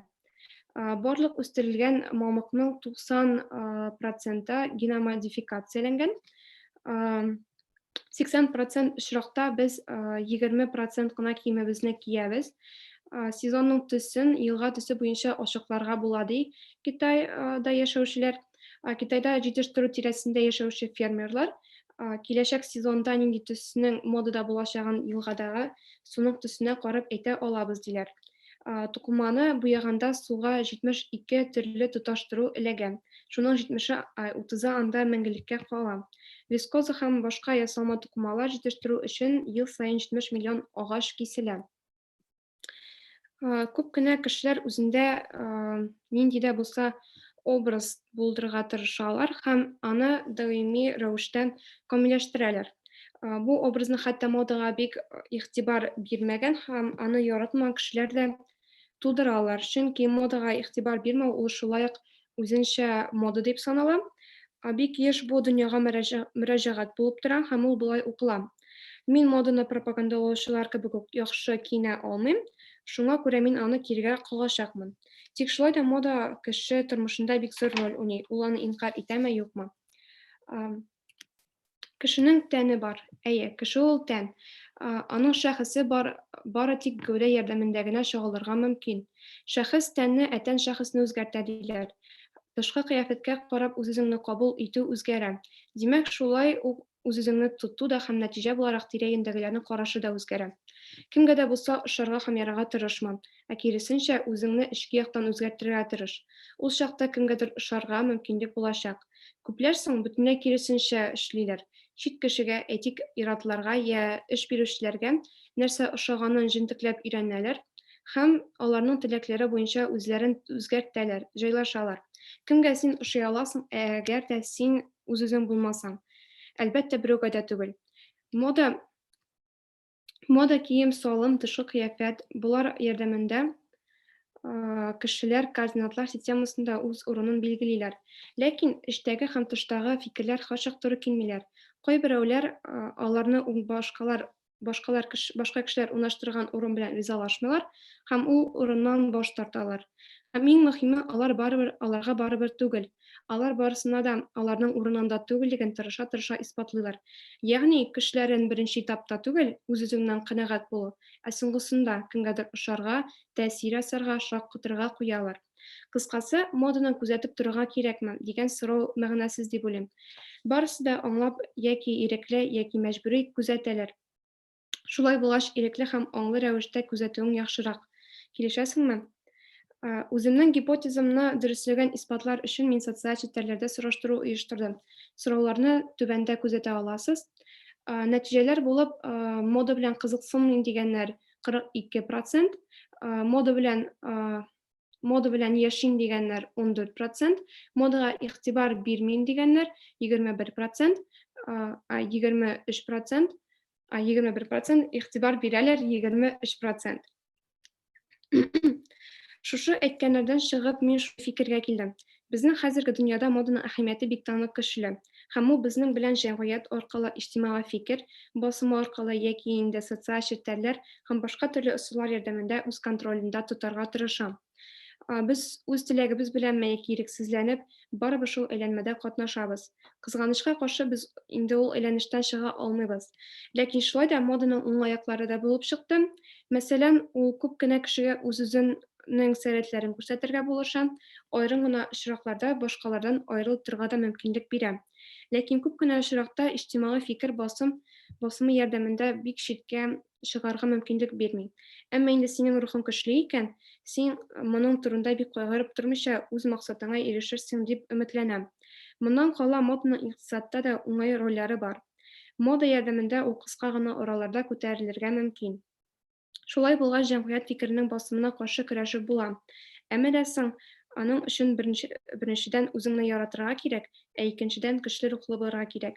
Һәм инде азактан минем шушы сүзләр белән бетерәсем килә. Мода артыннан күзәтегез, әмма зәгыгызны үзгәртмәгез.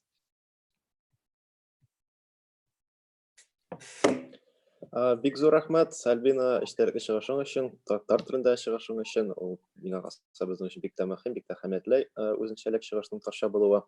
Бигрәк тә социологиядән бик күп теорияларны, концепцияларны үз эченә алган чыгыш булды. Бик зур рәхмәт. Миңа калса сораулар бардыр. Сорауларыгызны җиткерә аласыз. Мин әлегә падетта килгән бер сорауны укып китәм. Альбина, сорау. Синең күзлектән гимназия формасына анализ. Укытучылар мәктәпкә ничек киенергә тиеш? Аларга форма кирәкме синең уйлавыңча? Бик тә актуаль һәм сәяси сорау. Формага килгәндә уңай яклары да бар һәм киресенчә начар яклары да бар дип уйлыйм мин. Чөнки мода ул кайбер вакытта кешенең үзен әйткәндә реализовать итәргә каршы килә инде. Икенче яктан караганда, ул бөтен баланың да тигезлеген күрсәтергә мөмкинлек бирә һәм күпме дә булса ата-анага экономия булып тора. Әмма дә соң балага мәктәп чорында укырга, аңа ничек тә булса уңайлы булырга тиеш һәм ничек тә гадиерәк формада. Анда шундый прям нык аерылып торган, шундый әйләнешләр кирәкми дип уйлыйм мин. Мәсәлән, миңа бик тә нык ошый советский формада. Аны бит булган үзгәртергә, кемдер үзенчә фартукларны сайлаган, кемдер үзенә кагылышлы төсле күлмәкләр алган һәм ничек тә булса үзен күрсәтә алган һәм шулай ул гади форма булып та саналган.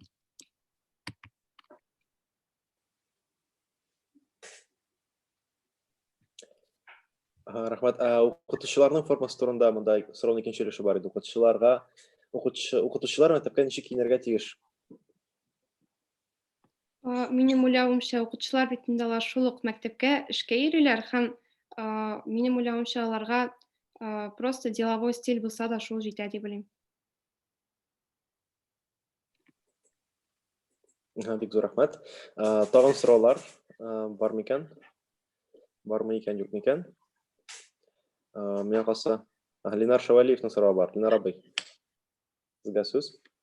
Әле көннәр барыгызга да әле катнашучыларны, чыгыш ясаучыларны тыңлап утырам. Бик тә күңелле, бик тә матур, бик тә җанлы рәвештә бара. Рәхмәт Айдар Рәсимовичка оештырган өчен дә һәм минем сорау Альбина Манапова. Сез ничек уйлыйсыз, Альбина? Сезнең фикерегезчә, менә модада миллилек аерылып торырга тиешме? Милли колорит дип әйтәбез. Я булмаса инде менә шу дөньяви руслада, дөньяви юнәлештә генә барырга тиешме? Һәр милләтнең модада үз йөзе булырга тиеш дип уйлыйсызмы? Рәхмәт.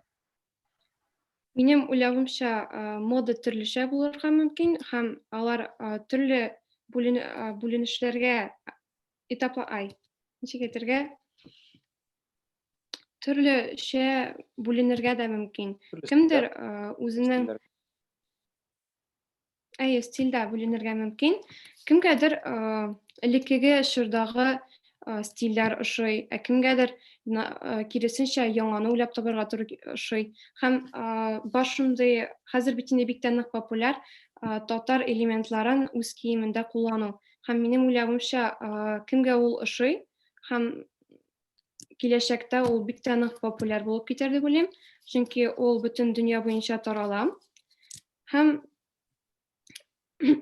алай бик аерасым килми, кемгә нәрсә ошый, ул бит инде үзеңне реализовать итәргә булыша кием аркылы һәм моданың аның границалары юк, русча әйткәндә. Кем ничек булдыралар, шулай киенә.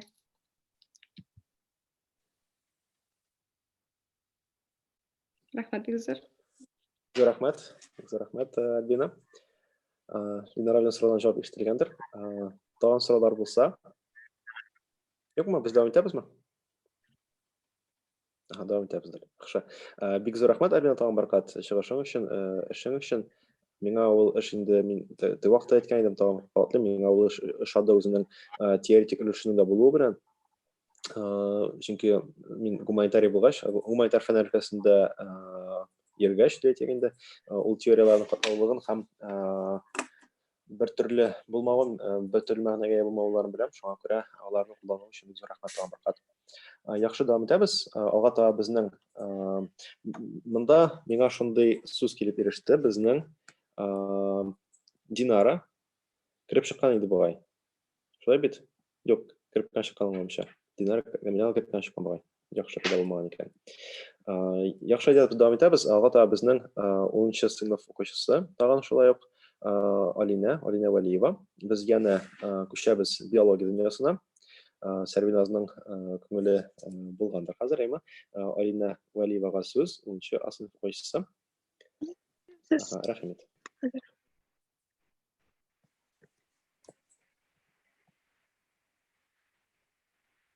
Күрдеңме? Әйе. Моя исследовательская работа на тему гидропоника в домашних условиях. В связи с ухудшением экологической среды и, возможно, становлением нашей почвы неплодородной, я задалась вопросом, возможно ли выращивать растения без почвы. Изучив некоторые материалы, я столкнулась с таким понятием, как гидропоника.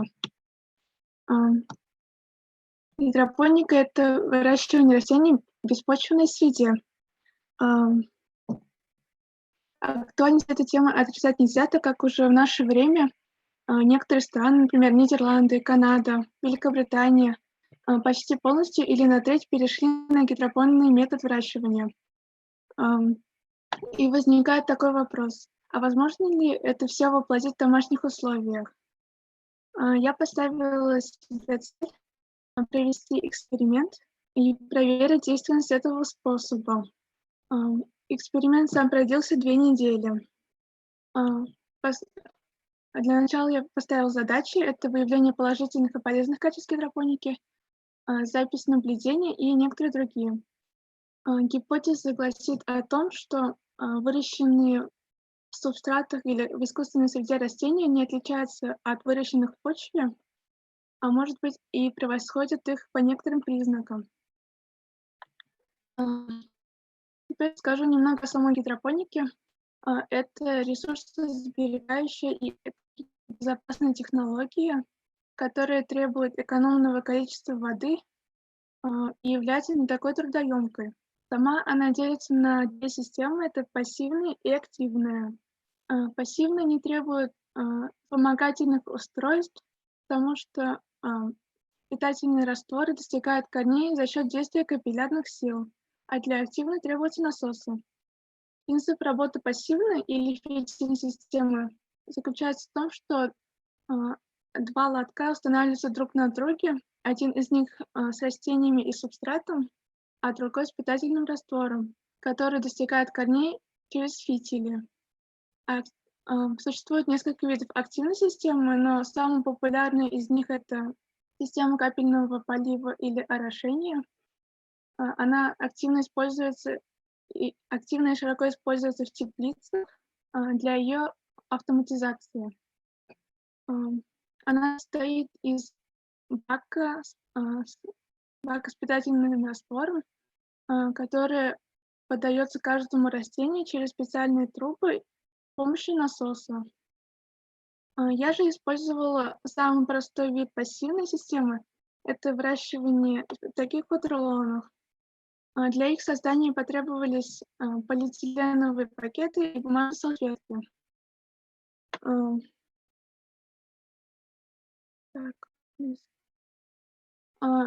Я посадила 4 вида семян культурных растений. Это редис, руккола, огурец и пшеница. По окончании эксперимента я для наглядности оставила таблицы. Первая таблица — это прибавки к росту. Все растения одного вида развивались одинаково, не было отстающих по росту, а среди растений разного вида лидирующее место занимала пшеница, а последняя — огурец. Также можно вспомнить тот факт, что гидропоника позволяет собирать урожай несколько раз за год. Переходя ко второй таблице, здесь я показала сроки выращивания растений в почве и сроки, полученные мною. Все растения, которые я посадила, зашли в средние или ранние сроки. Это показывает то, что с гидропонным методом растениям легче пройти из зародышевого состояния до формирования ростка. Также я заметила то, что зашли все 97% растений, когда в почве процент их гибели составлял бы примерно 10-12%. Также выводы, которые я сделала. Гипотеза, поставленная вначале, оказалась правдивой, и это говорит о том, что гидропоника является успешным методом. Также корневая система всех растений хорошо ужилась, разрослась и оплела субстрат. Это значит то, что для гидропоники не существует каких-либо растений исключений. Также самое главное — это то, что в домашних условиях гидропоника вполне осуществляема. Спасибо за внимание. Бик зур рахмат Алинага. Ең кыска сораулар булгандыр өзенең биологларның да, башкаларның да. Игътибар белән сорауларны тыңлыйбыз. Рәхмәт итегез. Алина, менә әйтәсең бит син гидропоникада үсемлекләр 2-3 көнгә алданрак үсә дип шулай бит.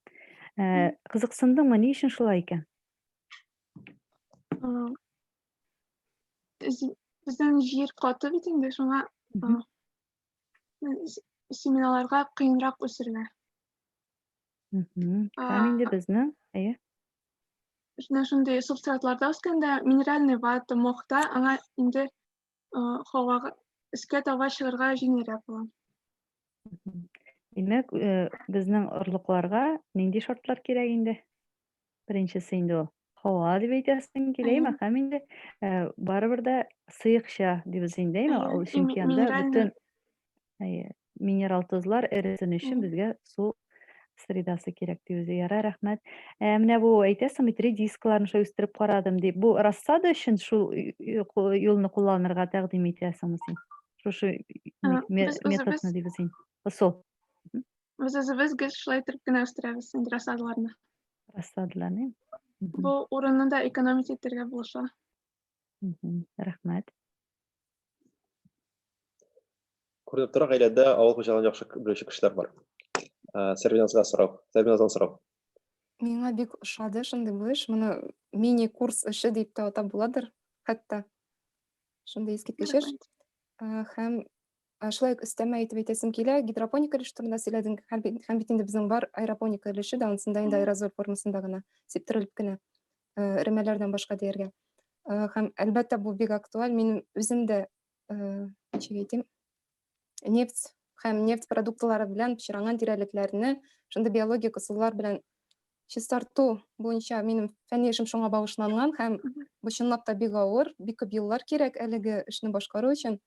Һәм чынлап та гидропониканы шундай альтернатива итеп кулланырга мөмкин. Аны хәтта киләчәк ысулы да дип әйтәләр кайбер кешеләр, кайбер галимнәр дигәндә. Һәм шундый минем соравым туды. Менә син аның өстенлекләре турында сөйләдең. Һәм әлеге тикшерүне барышында сиңа аларның берәр нинди җитешсезлекләр очрадымы, алар бармы гомумән? Недостатоклар? Недостатки. Алай миңа очрамады. Миңа бу способ җиңел булып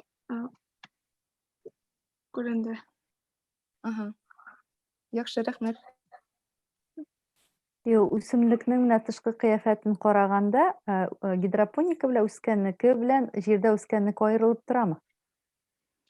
Алай айырышлар күренмәде. Ярый, рәхмәт. Яхшы, бик зур рәхмәт. Сораулар булмаса, без дәвам итәбез.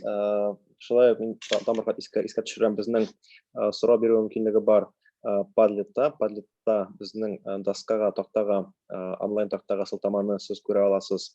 YouTube'та шушы видео астында тасвирлама өлешендә, описание өлешендә, анда керегез. Мин хәзер видеоблогер сыман сөйләшә башладым. Анда керегез, шуннан үзегез һәм сорауларны калдырыгыз, без сорауларыгызны шушы укыйбыз. Һәм без шундый тәкъдим килде һәм тәкъдимне кабул иттек. Бүген менә безнең калган чыгышларга сораулар бирүчеләр арасында үткәрәбез кичкенә генә конкурс. Иң кызыклы сорау бирүчегә гыйлем оешмасыннан, гыйлем үзәгеннән махсус бүләк булачак, бик үзенчәлекле бүләк булачак. Шуңа күрә сорауларыгызны активрак бирегез. Бик зур рәхмәт, без дәвам итәбез һәм без сезнең белән күчәбез хәзер бик тә кызыклы үзенчәлекле чыгышка. Безнең хәзер чыгышачак Нәфисә Вәлиева. Ул безгә сөйләячәк үзенең фәнни эшен инглиз телендә. Инглиз телендә сөйләячәк, шуңа күрә без аңа сүз бирәбез. Рәхмәт, Нәфисә. Сөйләгәннән соң, бәлки син безгә кичкенә генә аннотацияны эшләрсең, бәлки тартыбында.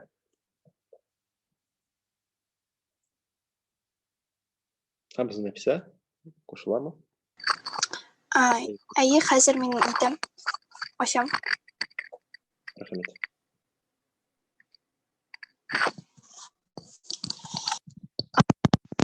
Инглиз телендә хәзерге вакытта бик күпләп уйлап чыгарыла һәм кулланыла торган алмашуларны күзәтә.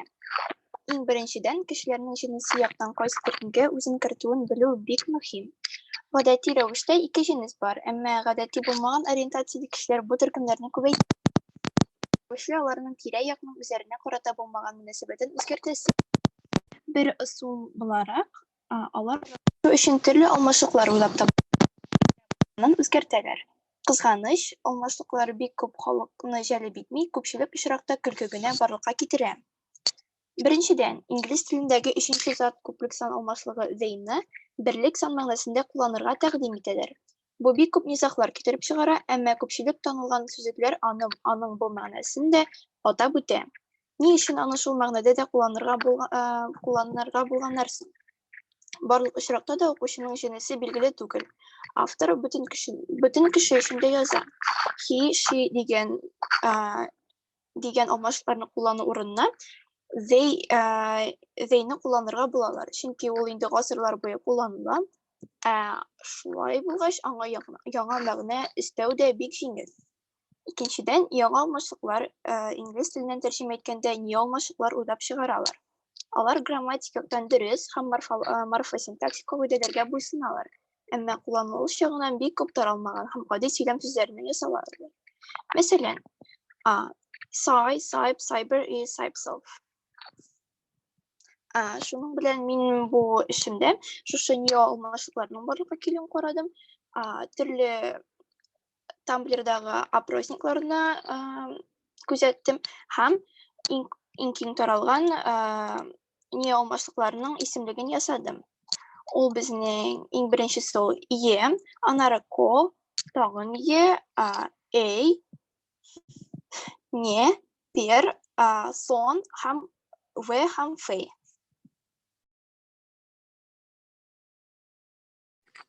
Шуның белән бит.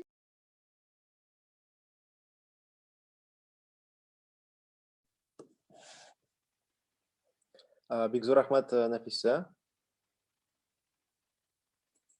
Нәфисә югалып калдымы? Мин монда. Ул монда, яхшы, бик зур рәхмәт. Миңа кайсы сораулар бардыр. Сорауларны бирергә мөмкин. Рәхим итегез. Теләк белдерүче уңай сорау бирергә. Мин үзем сорау бирәм алайса. Менә шундай күзәтү, ул бу темага туры килә дә бәлки. Менә бер әдәби әсәрдә Укан итеп шундыйрак җөмләләр, анда төп каһарман героиня бит инде, ул анда хатын-кыз җинсендәге зат.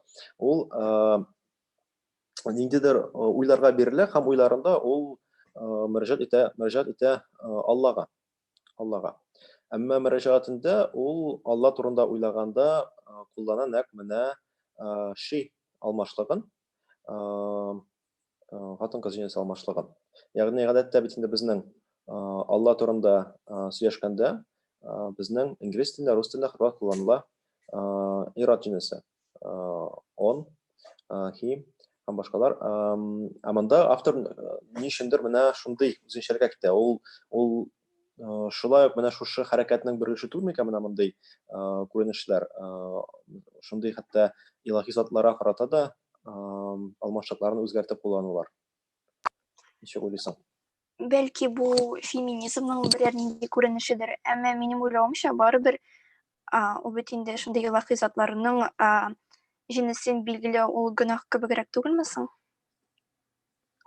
Әйе, ул диннәрдә гөнаһ, әмма монда аңламчы логикага кирип керәдер шунысы да, ират җинесе ул шулай ук җинес һәм нишләп әле аны ират җинесе белән билгеләргә? Бәлки монда шундый логика килеп керәдер авторларда. Кемнең ул бит инде һәр кешенең үзеннән тора. Кемдер Аллаһ Тәгаләне ниндидер берәр фәрештә ул шундый ни итеп күрә. Хатын-кыз менә һәр кешегә ярдәм итә торган шундый ни итеп күрә. Кемдер ниндидер баһадир итеп күрә һәм бәлки шул чыганактан чыгыптыр. Бәлки феминизм күренеше бардыр ул нидә затта.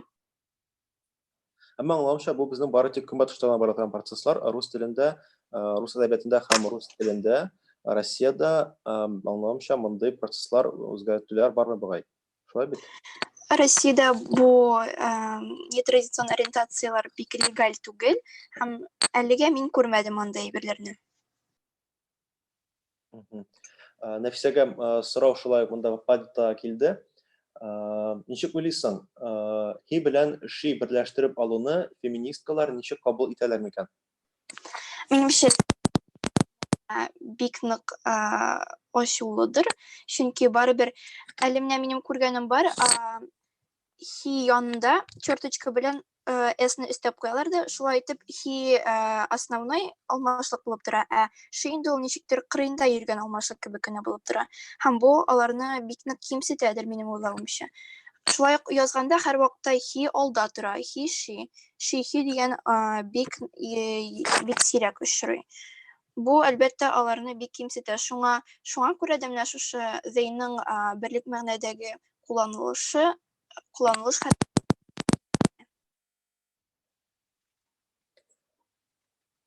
Бу димәк, гендер ягыннан нейтраль алмашлыклар кертү усуллары булып тора. Әйе. Телләр үзгәртү өчен. Мин дә теге вакытта әйткәйнем, һәрдә буны ремарка буларак өстәп куям. Татар теле өчен бу проблема түгел. Шулай ук безнең татар теле у яктан демократик тел. Тулысынча гендер нейтраль тел буладыр аңламча. Һәм безнең рус телендә хәзер бара торган бик каты бәхәсләр бар бит. Син ул хакта беләсеңдер. Феминитивлар өстәү турында. Шулай бит, яхшысым. Әйе, феминитивлар кулланылуы хәзер бик мәсәлән, әле миннән үземнән дә сораганнар иде, сез ничек карыйсыз бу хәрәкәткә дип. Мин карыйм, чөнки бу ничектер барыбер телне ямьсезләндерү дип әйтим. Мәсәлән, шул ук авторка дип әйтү, лингвистка дип әйтү, хатын-кызларга карата бигрәк тә ничектер аларны рәнҗетү кебек тоела. Шулай да. Безнең татар телендә мондый проблема шулай күп бугай. Хәтта бездә аерым очракларда һөнәрләрне җинес белән билгеләү бар. Бездә барыбер мөгаллим очраклары бар име? Ләкин бу күренми, менә мөгаллимә, алар гарәп теленнән алма булганга гына шундый паралары бар. Абай без шулай ук команда ки без барлык җинесләргә дә тигез карый торган халык. Тел ягыннан телебезнең үзенчәлеге шундый.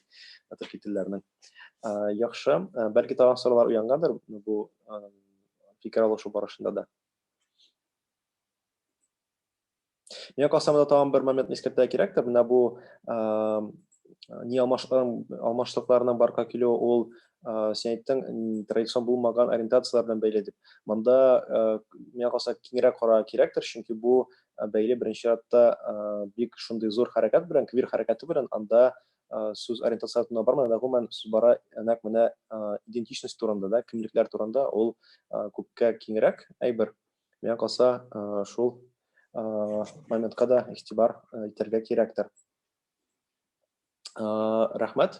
Сораулар булмаса, без дәвам итәбездер. Яхшы.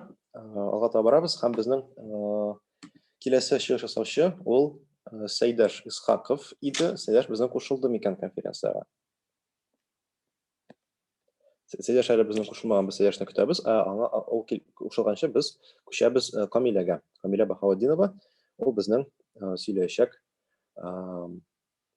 татар математикалар турында гыйлем проекты белән бик тә аваздаш тема. Рәхмәт. Хәерле көн.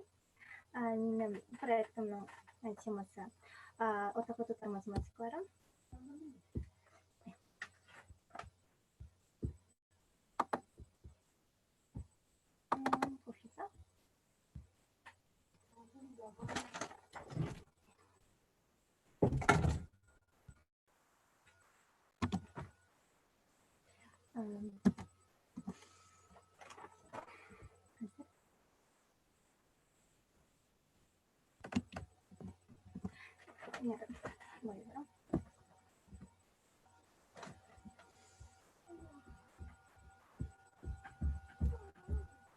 Әйе, Камилә, без сине тыңлыйбыз.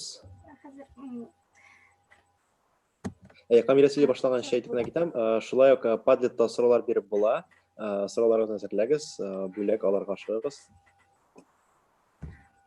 Хәерле көн. Минем эзләнүшемнең темасы ул ортаклы татар математиклары.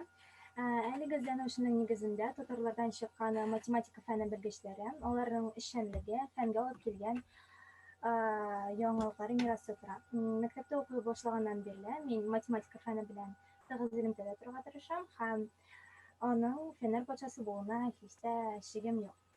Күптән түгел математика дәресендә укытучым миннән татар математикаларын сорады. Беренче карашка бу сорау миңа бик җиңел тоелса да, мин аңа җавап бирә алмадым. Шулай итеп, эзләнүшемнең проблемасы максатта бурычлары билгеләнде. Аларны сез түбәндәге слайдта күреп китә аласыз. Эш алуның 4 китаптан тотып, ул анализ, күзәтү, кирәкле әдәбиятны өйрәнү һәм интернеттан материал эзләү. Башlayбыз. Үзләрен фәнни изләнүләргә багышланган фәннәр, ачышлар белән күпмедер дәрәҗәдә алар безнең эз калдыралар тарихтан. Урта идел буенда яшәгән математикларның фәнни мирасы әле ачыкланмаган диярлек, күпчелекләрнең исемнәре дә билгеле түгел. Түбәндәге эзләнүшендә булган галимнәрнең исемнәре, эзләнүчләр бүгенге көнгәчә килеп җиткән һәм бүген сезгә аларны тәкъдим итәргә җыенам. Түбәндәге галимнең исеме ул Абдулла Мөхәммәд ибн Муса әл-Хорезми. Ул иң беренче булып 0 цифрын куллана. Алгебра өлкәсенең иң әүвәлге Әл-Җәбр вә Әл-Муқабилә исемле китабын яза. Алдагы галимнәр тригонометрия өлкәсендә хезмәт кылалар. Ул Әбул-Вафа әл-Буҗани һәм Ибн Юнус Әбул Хасан Гали ибн Габдулманиси. Шулай ук алдагы галимебез Сәбит ибн Кура, ул Ньютонга кадәр дифференциаль исәпләүне ача. Алдагы галимебезнең исеме бик күпләргә таныштыр дип ышанып калам. Ул безнең Каюм Насыйри. Ул күренекле галим, язучы һәм татар халкының мәгърифәтчесе. Ул энциклопедик галим, бик күп өлкәләрдә хезмәт итә. Onun берничәсе генә ул татар әдәбияты, татар теле, этнография, фольклор, педагогика, методика, астрономия, физиология, география, ботаника, кулинария, журналистика һәм бик күп башка өлкәләрдә. Математика кагылышлысы инде ул 1873 елда ул Казанда татар балаларына математика һәм рус теле дәресләрен бирә башлый. 1873 елда хисаплык яки гыйльми хисап дигән дәреслек чыгара. Әлеге дәреслек 188 биттән тора. Шулай ук ул сан, калдык, сан чыгышы, бүлү, кушу кебек терминнар кертеп җибәрә. 1895 елда башлангыч белем бирү өчен геометрия дәреслеген яза. Biz ул хатын-кызлар татар галимнәр арасында беренче хатын-кыз математик булып таныла. Ул инде бик яшьли, математика белән кызыксына башлый, үзе уйлап чыгарган ысуллар белән мисаллар чишә. 1913 елның 10 мартында сорашып ул бик күп тырышлыклар белән Сорбонна университетында төгәл фәннәр факультеты дипломын ала. Бик күп еллардан соң Мәскәүгә кайтып, югары техник уку йортлары белән билгеләнгән кафедраларда эшли. Камил Мөзиффар улы Мәштәри, әлегесенне сез шулай ук беләсез дип әйтеп калам. Ул татарлар арасында беренче физика математика докторы. Ул Казан коммуналь төзелеш институтының теоретик механика һәм эластика теориясе кафедрасын, соңрак Казан химия технология институтының теоретик механика кафедрасын җитәкләй. Математика өлкәсендә кагылышлы бик күп фәннәр, бик күп эшләр актыру. Аның сызыкча механикасы буенча язган хезмәте буенча бүгенге көндә дә галимнәр бик күп эшләр, ачышлар ясыйлар. Галим ул Камил Әхмәди улы Мостафин. Ул математика өлкәсендә генә түгел, татар әдәбиятында да өлкәсендә дә эшли, ул татар шагыйре булып тора. Шулай ул физика, математика фәннәре кандидаты. СССР дәүләт премиясе лауреаты. Ул атом төш зарядлары математик модель ясаучы танылган белгеч булып санала. Хезмәт фәндә ирешкән уңышлары өчен ул хезмәт Кызыл байрагы һәм почет белгесе орденнары белән бүләкләнә. Ул Рәфкать Хәбибулла улы Сәфәров. Ул атомчы галим, физика, математика фәннәре докторы. Атом төшенең төзелеше темасына физика, математика фәннәре кандидатлыгына диссертация укый. Сәмәркандта кафедра мөдире булып эшләгәндә, аның 4 шәкерте физика, математика фәннәре докторлыгына диссертация укый. Һәм алар арасында безнең Рәшит Низаметдинов та бар. Ул галимебезне шулай бик күпләребез белергә тиеш. Ул Дилсур Габделхәев. Ул татарлар арасында дөнья күләм танылган татар галиме. Физика, математика фәннәре докторы, профессор, Татарстан Фәннәр академиясенең әгъза мөхбире, Татарстанның атказанган фән һәм техника эшлеклесе. Ул галим, математик анализ, дифференциаль һәм интеграль тигезләмәләр, исәпләү математикасы буенча эшләр яклый. Шулай ук әлеге өлкәгә караган һәм әлеге өлкәләрне берләштергән мәктәп ача. Киләсе галимебезнең инде портретын таба алмадым, ләкин ул безнең игътибарыбызга шулай ук лаек. Ул Әнис Фуат улы Галимҗанов. Ул диссертация укый, физика, математика фәннәре кандидаты, гыйльми дәрәҗәсен ала. Казан университетының исәпләү математикасы һәм кибернетика кафедрасында доцент булып тора. Фәнни эшчәнлеген бүгенге көннәргәчә дәвам итә.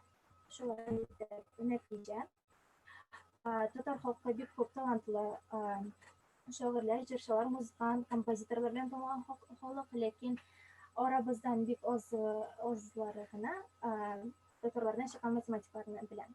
Әлеге проектым белән мин сезгә аларга карата һәм аларның эшләренә карата горурлык хисе һәм хөрмәт хисе уяту.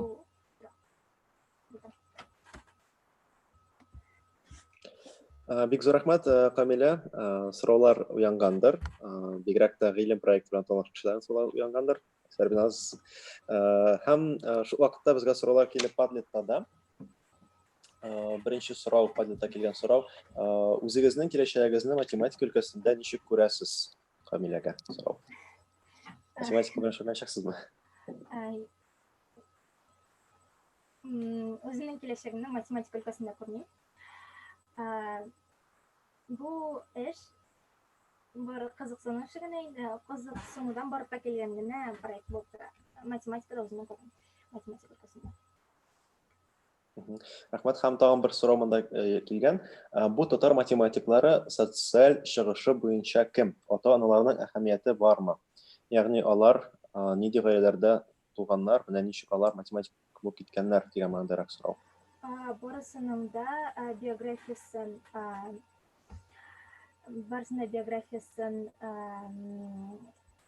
қарап жетішіп болмай, лекен Сара Шақұлованың келіп шығышы ол оқытушылар ғаиләсендә туған, авылдалар күренекле кеше түгел, лекен яхшы гаиләдә туа, аңа инде математика фәненә, мәхәббәтенә әтисе уята. Әтисе иң беренче китаплар алып бирә математика фәне буенча. Яғни, мына сорау бирүченең сорауына җавапны туландырып, мына шанда гаиләнең әһәмияте бар булып чыга. Сәрбиназ Ташның соравы бар, аңламча. Рәхмәт итегез. Минем сорау инде. Менә бу эшне башкарганда нинди чыганаклар сиңа ярдәм итте, каян мәгълүмат тупладың? Иң беренче мин Википедия сайтын әйтәм. Шулай ук бик күп мәгълүматны мин гыйлем сайтыннан алдым.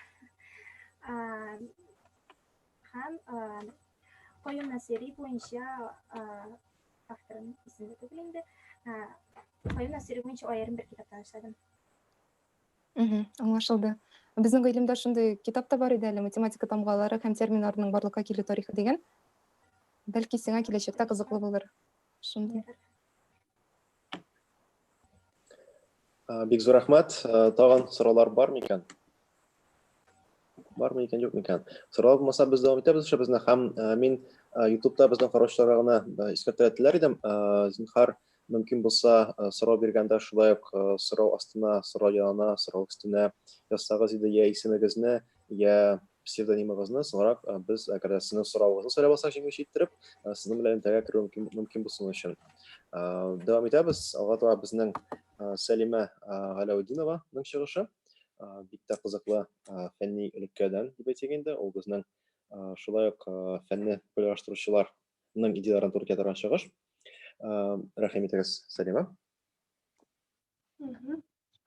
Добрый день, уважаемые участники и слушатели конференции. Меня слышно? Әйе. Ишетелә. Хочу представить вам свою научно-исследовательскую работу на тему физиогномика, наука или чушь. Начнем с того, что же такое физиогномика. Это метод определения типа личности человека, его душевных качеств, исходя из анализа внешних черт лица. Знаете, недавно прочла статью, где было написано, что россияне ежегодно тратят на колдунов и экстрасенсов около 30 миллиардов долларов. По данным Института социологии РАН, на январь 2013 года гадалкам, экстрасенсам и магам обращаются за помощью 67% россиянок и 4% россиян. Никто из нас не застрахован от возможности быть жертвой мошенничества, этим и объясняется актуальность данного исследования. Из названия работы вы уже поняли, что цель работы заключается в определении сущности физиогномики. Наука это или лженаука. Гипотеза. Физиогномика, лженаука. Долго рассказывать историю этого интересного метода не буду, лишь пройдусь по фактам. Чезаре Ламброзо, знаменитый итальянский судебный психиатр, антрополог и криминалист. Ему принадлежит теория прирожденного преступника. С ее основными положениями вы уже ознакомились на данном слайде. Ну и физиогномическая соционика. Ее правдивость тоже под сомнением, но это уже другая история. Приступим к практической части. Для того, чтобы сделать физиогномический анализ личности, необходимо иметь некоторые знания, навыки или подходящий шаблон. Поэтому я решила попрактиковаться на лицах известных людей. Почему именно известных? Потому что в интернете уже есть их готовые физиогномические портреты. В качестве объекта исследования я взяла фото Виктора Цоя, советского рок-музыканта, автора песен и художника. Составив по шаблону и накопленным знаниям физиогномический портрет Цоя, я сравнила его с работой эксперта.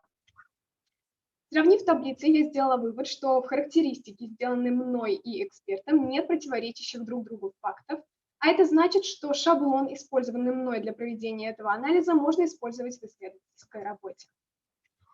Далее я провела эксперимент, где 8 добровольцев, учеников и учителей нашей гимназии предоставили мне свои фотографии лица в профиль и в анфас.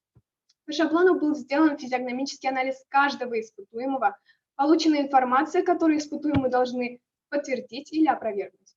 Испытуемым были показаны данные и задан вопрос: согласны ли вы с результатами физиогномического анализа?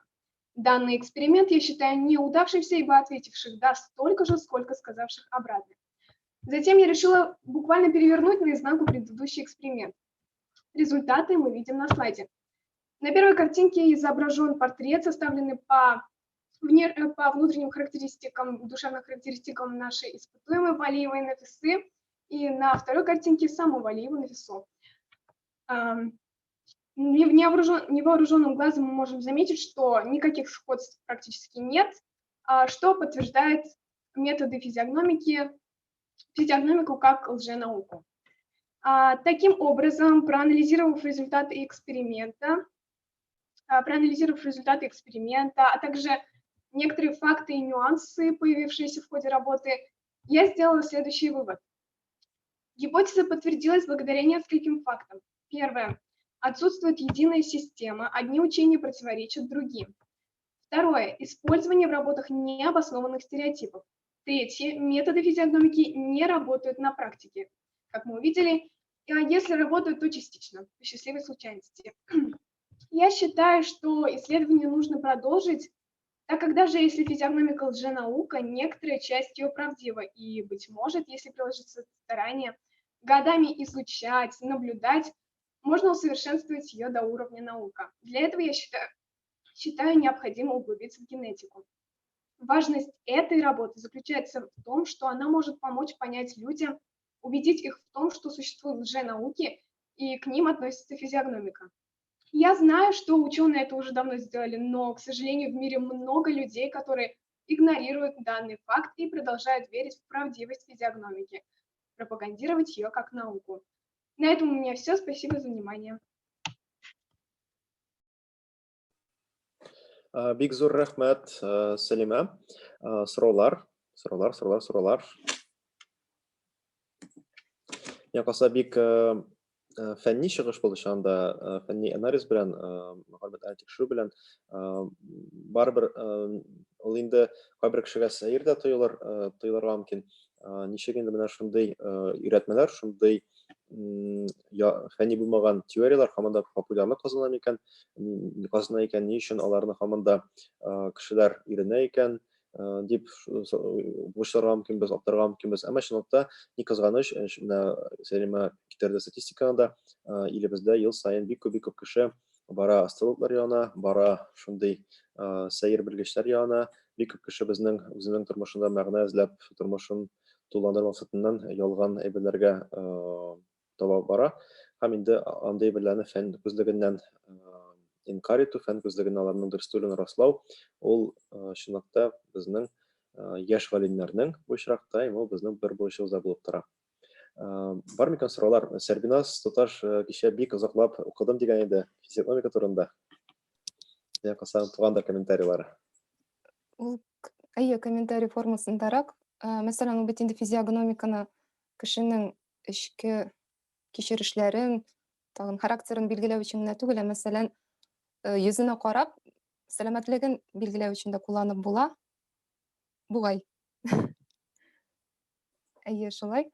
Һәм мәсәлән, ләкин бу очракта да аны бик фәнни итеп кулланып булмый. Мәсәлән, кешенең күз төпләре кара дип алсак инде, бәлки ул анда төне буе компьютер уеннары уйнап чыккандыр, бәлки ул төне буе укыгандыр, яки кешенең күз төпләре кара булырга мөмкин, анарга тимер җитмәгән вакытта да, шуңа күрә монда да өстәмә ниндидер мәгълүмат кирәк була барыбер безгә. Әлеге эшне дәвам итәр өчен, шуңа күрә чынлап та ул фәнни иттереп аны карап булмыйдыр. Зур рәхмәт, чыгышың бик әйбәт, яхшы булды. Бик зур рәхмәт. Инде бу эшне алата дәвам итәргә була, чөнки дәвам итәргә була башка ясалыкларын өйрәнеп, чөнки менә бу классик физиогномиканы тыш әле безнең бар халыкта, халык фольклорына дип әйтергә мөмкин, сакланган шундый элементлары, менә кешенең борыны шундый булса шундый була, шундый колагы шундый булса шундый була дигән ышанма бар безнең анда. Теге кешенең фәлән җирендә Анда кылаганда миңе булса димәк, яхшы нәрсә ишетә, ки нәрсәләр, тагын нәрсәләр. Бик күп тырышлар бар безнең халыкта, сынамышлар рәвешендә ишетә торган. Аларны өйрәнергә була әле фольклор ягына карасаң. Шулай әле безнең 19 гасыр дәвамында һәм аңа кадәр дә физиогномика белән бәйле башка юнәлештә дә үсеш кылган булган. Менә мәсәлән, кешенең халкын, язмышын, киләчәген кайбер кешеләр бәяләргә тырышкан, шундый менә баш сөйгән үзенчәлекләрен өйрәнеп, хәтта шундый беләр булганнар һәм ник кызганыч, андый ышанулар яки формада әле һаман да яшәргә мөмкиннәр инде. Яхшы, бик зур рәхмәт. Сораулар булмаса без дәвам итәбез. Безнең пальта сораулар килмәде бу юлы. Без дәвам итәбез һәм безнең соңгы чыгыш чынлыкта, безнең бүгенге соңгы чыгышыбыз. Без күчәбез, тыңлыйбыз Зилия Мансурованы, 9-нчы сыйныф укучысы. Шулай ук Зилия, сиңа сүз. Хәерле көн. Мин сезгә кабаттан үземнең мәктәптә сертификаты дип аталган тикшерүне эшемне тәкъдим итәм. Без барыбыз да беләбез, мәктәп безнең икенче йортыбыз. Монда без аралашабыз һәм үз мөнәсәбәтләребезне корырга өйрәнәбез һәм җәмгыятьтә аралашу культурасына ия булган кешеләргә генә җиңелрәк икәнен аңлыйбыз. Бу очраклы гына түгел, чөнки ул укучының интеллект дәрәҗәсе һәм этикасы, аның тәрбиялеге турында сөйли. Шулай итеп, мин мәктәптә аралашуда кешеләрнең этикетның нинди формаларын кулланганнарын күзәттем һәм мәктәп коллективы әгъзаларының үзләрен тотышы мисалларын өйрәндем. Безнең мәктәп укучылары һәм педагогларның үзләрен тотышын һәм аралашуын бер ай дәвамында, нәкъ менә февраль аенда күзәтеп, мин кайбер кешеләрнең бар кешегә дә бик дустана һәм игелекле булуларын, кайберләрнең үзләрен ямьсез тотуларын һәм үз эшенә ябылуларын, бер яки ике дустан тыш башка кеше белән аралашырга теләмәүләрен күрдем. Шулай ук кайберләр бик әдәпле һәм һәрчак елмаючан, ләкин башкалар бик кырыс һәм яшен вакытында күк кебек караңгы йөзле, кызганычка каршы. Соңыннан мин күзәтү һәм анализлау ярдәмендә мәктәптәгеләр сөйләмендә иң яхшы очраган сүзләр һәм җөмләләрне үземә язып алдым. Укучылар сөйләмендә исемнәрне кисеп эндәшүне очратырга була. Мәсәлән, Раф. Шулай ук миңа укучыларның бер-берсе белән аралашканда укытучыларны кыскартылган отчестволары ярдәмендә искә алуларын да ишетергә туры килде. Илсур, Зуфакович кебек мөрәҗәгатьләр аеруча популяр. Менә укытучыларда мин бер-берсенә шулай ук отчество белән эндәшүне ишеттем. Күрәсең, бу кешеләрне рәсми генә түгел, дустана мөнәсәбәтләр бәйли. Һәм тагын шунысын да билгеләп үтәргә кирәк. Атамалар белән эндәшү гимназиядә киң таралган. Бу кызганычка каршы укучылар сөйләмендә еш очрый һәм төрле төсмәр йөртә. Ирониядан алып тупас һәм үпкәләтүгә кадәр. Безнең мәктәптә Бурый, Бака, Тоха, Пискин, Серый, Васька һәм Писюк кебек атамалар аеруча популяр. Шулай ук укучыларга да, укытучыларга да фамилиялары белән генә истә калган укучылар шактый күп. Аларның фамилиялары хәтта кличкага әйләнеп бара. Бу укучыларны исемнәре белән бик азлар гына чакыралар, ләкин аларның фамилияларын һәрвакыт кулланалар. Хакимов, Агумов, Возденов һәм башка егетләр. Күзәтүнең нәтиҗәләре турында күбрәк беләсегез килсә һәм моны кызыклы дип тапсагыз, мин аларны бастырып чыгара яки сезгә җибәрә алам. Шуннан соң мин үземнең Instagram шелтәрендәге аккаунтымда сораштыру оештырдым. Аның нәтиҗәләре белән сез шушы слайдта таныша аласыз. Күргәнегезчә, сораштырудагы соңгы пунктның нәтиҗәләре безне уйланырга мәҗбүр итә. Бу тикшерү эшендә исемнәре кулланылган кешеләрдән миңа рәнҗемәүләрен сорыйм. Шушының белән тәмам, игътибарыгыз өчен зур рәхмәт.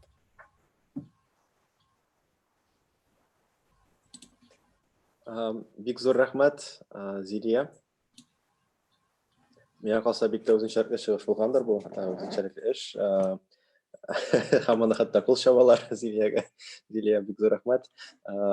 Мин монда Зилиярның сорауы бар, Зилиярга сүз. Зилия, әйттең бит, шундый күрсәткечләр дип, 79% канәгать түгел дип. Менә шушы процентны киметү өчен нәрсә эшләп була? Синеңчә? Бәлки бездә һәр среда көнне үтә торган этикет дәресләренең санын күбәйтергәдер. Шундый вариант бар. Ярар, менә укучылар арасында, менә алар без ярый администрация тарафыннан бу дәресне арттыра алабыз. Укучылар нишләй ала менә бу очракта? Бер-берсеннән читеп ярдәм итә ала. Кешегә яхшылык эшләсәң, ул сиңа үзеңә дә яхшылык белән кайта диләр. Һәм мин уйлыйм, әйтеп киткәнемчә, шул бар кешегә дә бик дустана һәм игелекле булган укучылар, шул кырысрак йөз белән йөрүче укучылар белән бәлки шундый дәресләр дә алып баралардыр.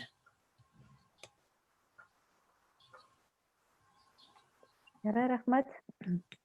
Бәлки тагын сораулар бардыр. Ленар Закович бәлки сорау яңгандыр, сорау тугандыр.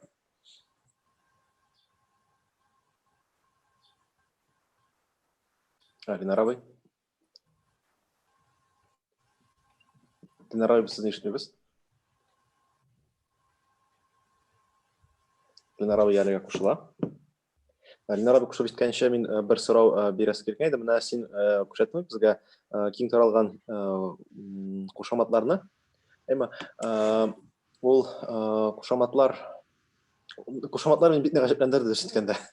Аларның исемнәре, менә алар чынлыкта уникаль да түгел, алар бит кабатлана торган, алар андый кушаматларны табарга мөмкин теләсә кайсы авылда, миңа калса теләсә кайсы мәктәптә хәтта. Бурый, Васька, Тохалар хәтта, Тоха инглерак, миңа калса ул рус телендә булган сүз. Һәм нәкъ шундый күренеш мин күзәтә алам, мәсәлән, теге авылда анда Кошкортлар, этләрнең, песиләрнең исемнәре кабатлана һәр йортта бер исемләр мөмкин. Нигә бездә шундый оригинал булмаган исем икән ул? Кушаматлар микән ул? Син йөрәмәңме аларның этимологиясын? Юк. Ну, Тоха ул Тохир дигән сүздән ясалган. Янсы бигелә. Башкалар гаҗәп булды миңа. Хәтта теге ни өчен килеп чыккан аңлашкан чакта да нигә алар менә шундый, баналь дип әйтсәң ул дөрес түгел дә инде. Типик шундый кушаматлар. Һәм алар барыбер рус кушаматлары инде, рус сүзләре бит инде. Анысы да кызык булып тылды миңа. Элекке татар авылларында бит инде булган, менә элек авылларында һәрбер кешенең булган үзенең кушаматы. Исеме белән дә шул бик сирәк булган, әмма кушамат булган һәм ул кушаматларның теге мәгънәсе булган үзенә күрә инде. Безнең очракта кушаматлар ничектер руслашкан һәм аларның индидер шундый серле мәгънәсе юк тасыман. Менә шундый күзәтү генә бар. Ленар абыйның соравы, Ленар абый кушалдымы? Рәхмәт. Ишетеләме? Чынлап мин дә әле менә Зилия сөйләп башлаганча зур кызыксыну белән шундый кызыксынып тыңлап утырдым дигән кирәк. Чынлап та бу кушамат белән инде кушаматлар белән индәшү ул борынгыдан Айдар әйтеп китте, татар авылларында да, гомумән рус авылларында да бик еш кулланылган, мәсәлән, ул инде күпчелек очракта исемнәр авылда берничә булганда, 3-4 бер үк төрле исемле кеше булганда, инде кайсы Булат, мәсәлән, кайсы Булат дигәндә Түбәнүш Булат, яки анда менә шул әби Булаты дигән формада, менә шундый формада бу кешеләрне аеру, бер үк төрле исемдәге кешеләрне аеру өчен дә кулланылган борынгыдан. Бу очракта инде безнең очракта миңа калса бар кушаматларның теге яратып безобидныйлары һәм инде шул вакытта күпмедер дәрәҗәдә кемнеңдер инде хәтердә калырга мөмкин бу кушаматларга. Шуңа мин инде соравым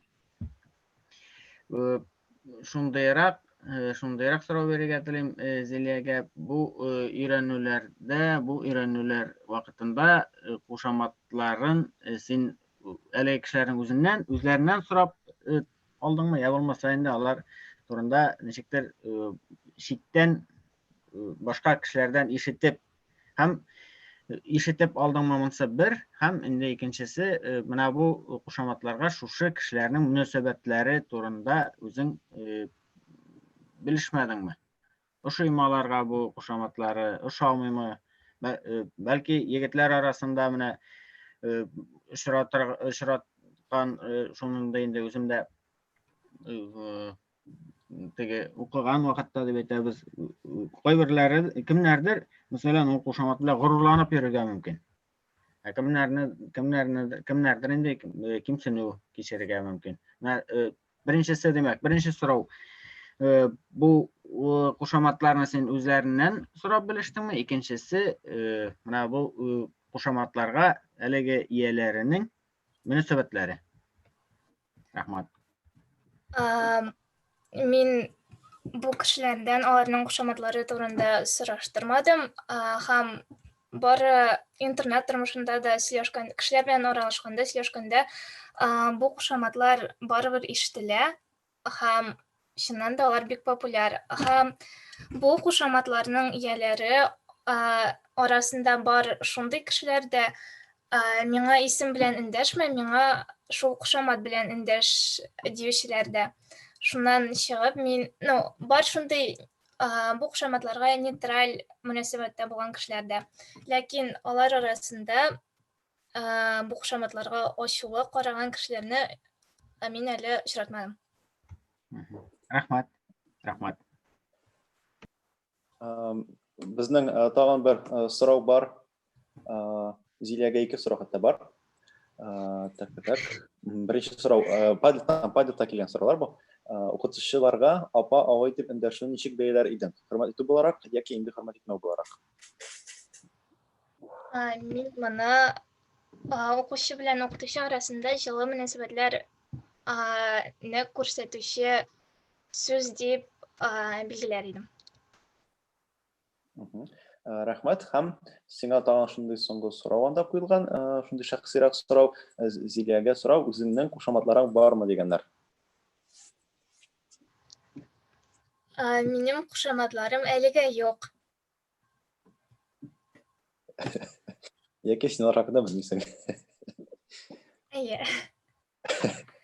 Бик зур рәхмәт. Әгәр сиңа кушамат эндәшсәләр, син үзең ничек карар идең, мөнәсәбәтең нинди булыр иде? Нейтраль. Нейтраль. Яхшы. Үпкәс опимасың, яхшы. Бик зур рәхмәт. Тагын сораулар булмаса, шанда Зилия менә бу эшне касы дәвам итәргә буладыр. Гимназиядагы исемнәрне дә укушаматларында гомумән аралашу этикетына нәмә кирәк дәрәҗәгә җиткәргә була. Ул практик яктан бик тә кызыклы нәтиҗәләр китерә ала. Менә без бүген Симзә күрсәттем бүген слайдларда нәтиҗәләрен, тикшерүне һәм конкрет мисалларны. Менә без инде шулай уйлап куйдык. Күп кенә әйберләр безгә ачылып китте кинәткенә. Бик зур рәхмәт бу эш өчен.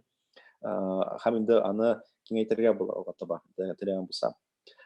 Шуның белән безнең чыгыш ясаучылар тамам. Безнең 10 катнашучы чыгыш ясады. Без 10 төрле чыгышны тыңладык. Миңа калса 10 кечкенә генә фәнни ачыш та ясалды. Ясалгандыр бүген. Аның өчен бик зур рәхмәт барлык катнашучыларга, барлык чыгыш ясаучыларга. Юмаклау өчен бәлки әйтәсе килгән фикерләре бардыр безнең тыңлаучыларның. Сүз аласызмы? Әгәр теләгән булса, без сезне тыңлап китә алабыз. Рәхмәт итеп. Сәрбиназ Ташның безнең кунак буларак.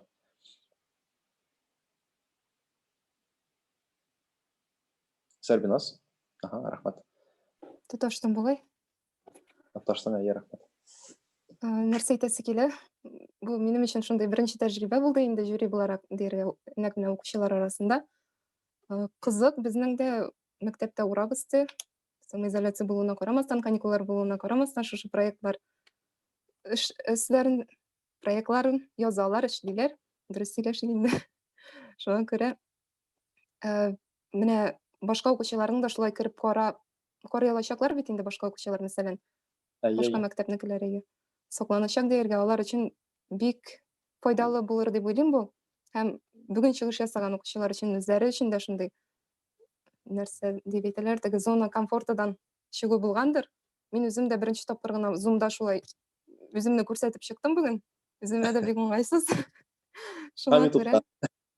Әйе, һәм YouTube-тан бигрәк. Шул бик зур рәхмәт сезгә. Әйе, бик зур рәхмәт. Сәрбиназ сиңа да. Без әле бүген аралашачакбыз, бераз соңрак, нәкъ менә бүгенге эшләрне бәяләү һәм урыннарны чыгару буенча. Үзәлләрне сүз. Минем дә Сәрбиназга бик зур итеп рәхмәт әйтәсем килә. Барыбер дә менә аның монда катнашуы, шул ук вакытта сораулар бирүе һәм инде киңәшләр бирүе безнең өчен бик мөһим. Һәм алга таба да инде без бергә эшчәнлекне дәвам итсәк дигән теләктә калам, чөнки инде менә Айдар сезнең турыда бик күп сөйләгәне бар. Тик безнең әле гимназия кысаларында сезнең белән күрешкән юк иде. Менә рәхмәт бик зур итеп онлайн форматта без сезнең белән аралаштык. Киләчәккә таба менә бу биология юнәлешендә кызыксынган балалар белән эшчәнлекне дәвам итәсе килә. Инде сезнең ярдәмегез кирәк була иде бу юнәлештә. Һәм инде Айдар, сиңа бик зур итеп рәхмәт. Бик җанлы барды безнең бүгенгесе чара. Һәм инде балаларга да бик зур итеп рәхмәт. Көннән-көн шомаралар, шулкатлы үзләренең проектларын татарча матур итеп тәкъдим итүләре күңелгә нык ятышлы булды. Бик зур итеп рәхмәт. Һәм инде киләчәккә таба да инде аларга уңышларны теләп каласым килә. Бик зур рәхмәт. Бик зур рәхмәт. Бик зур рәхмәт, хөрмәтле укучылар, тыңлаган укытучылар һәм безнең YouTube-та караучылар, безнең укучыларыбыз да, безнең кунакларыбыз да. Бик зур рәхмәт сезгә һәм шулай ук сорау бирүчеләргә дә бик зур рәхмәт. Шулай да сез әле мөмкинлек бар Padlet'та сораулар астына исемнәрегезне язарга, әгәр дә катнаша теләсәгез безнең бәйгедә. Без сезнең белән шулай иртәгә дә очрашачакбыз. Иртәгә безнең проектлар яклау өлеше булачак, гимназия укучыларының проектларын тыңлый алачаксыз. Һәм иртәгә безнең инде яңадан искәртәм, булачак 3 кызыклы очрашу Шотландиядә, Австриядә һәм Төркиядә укучы студентлар белән. Шул исәптән анда әле безнең гыйлемдәге актив волонтер Таңсылу да чыгачак. Таңсылу Алтай Төркиядән. Бүгенгә без сезнең белән хушлашабыз. Тагын бер кат бик зур рәхмәтләр.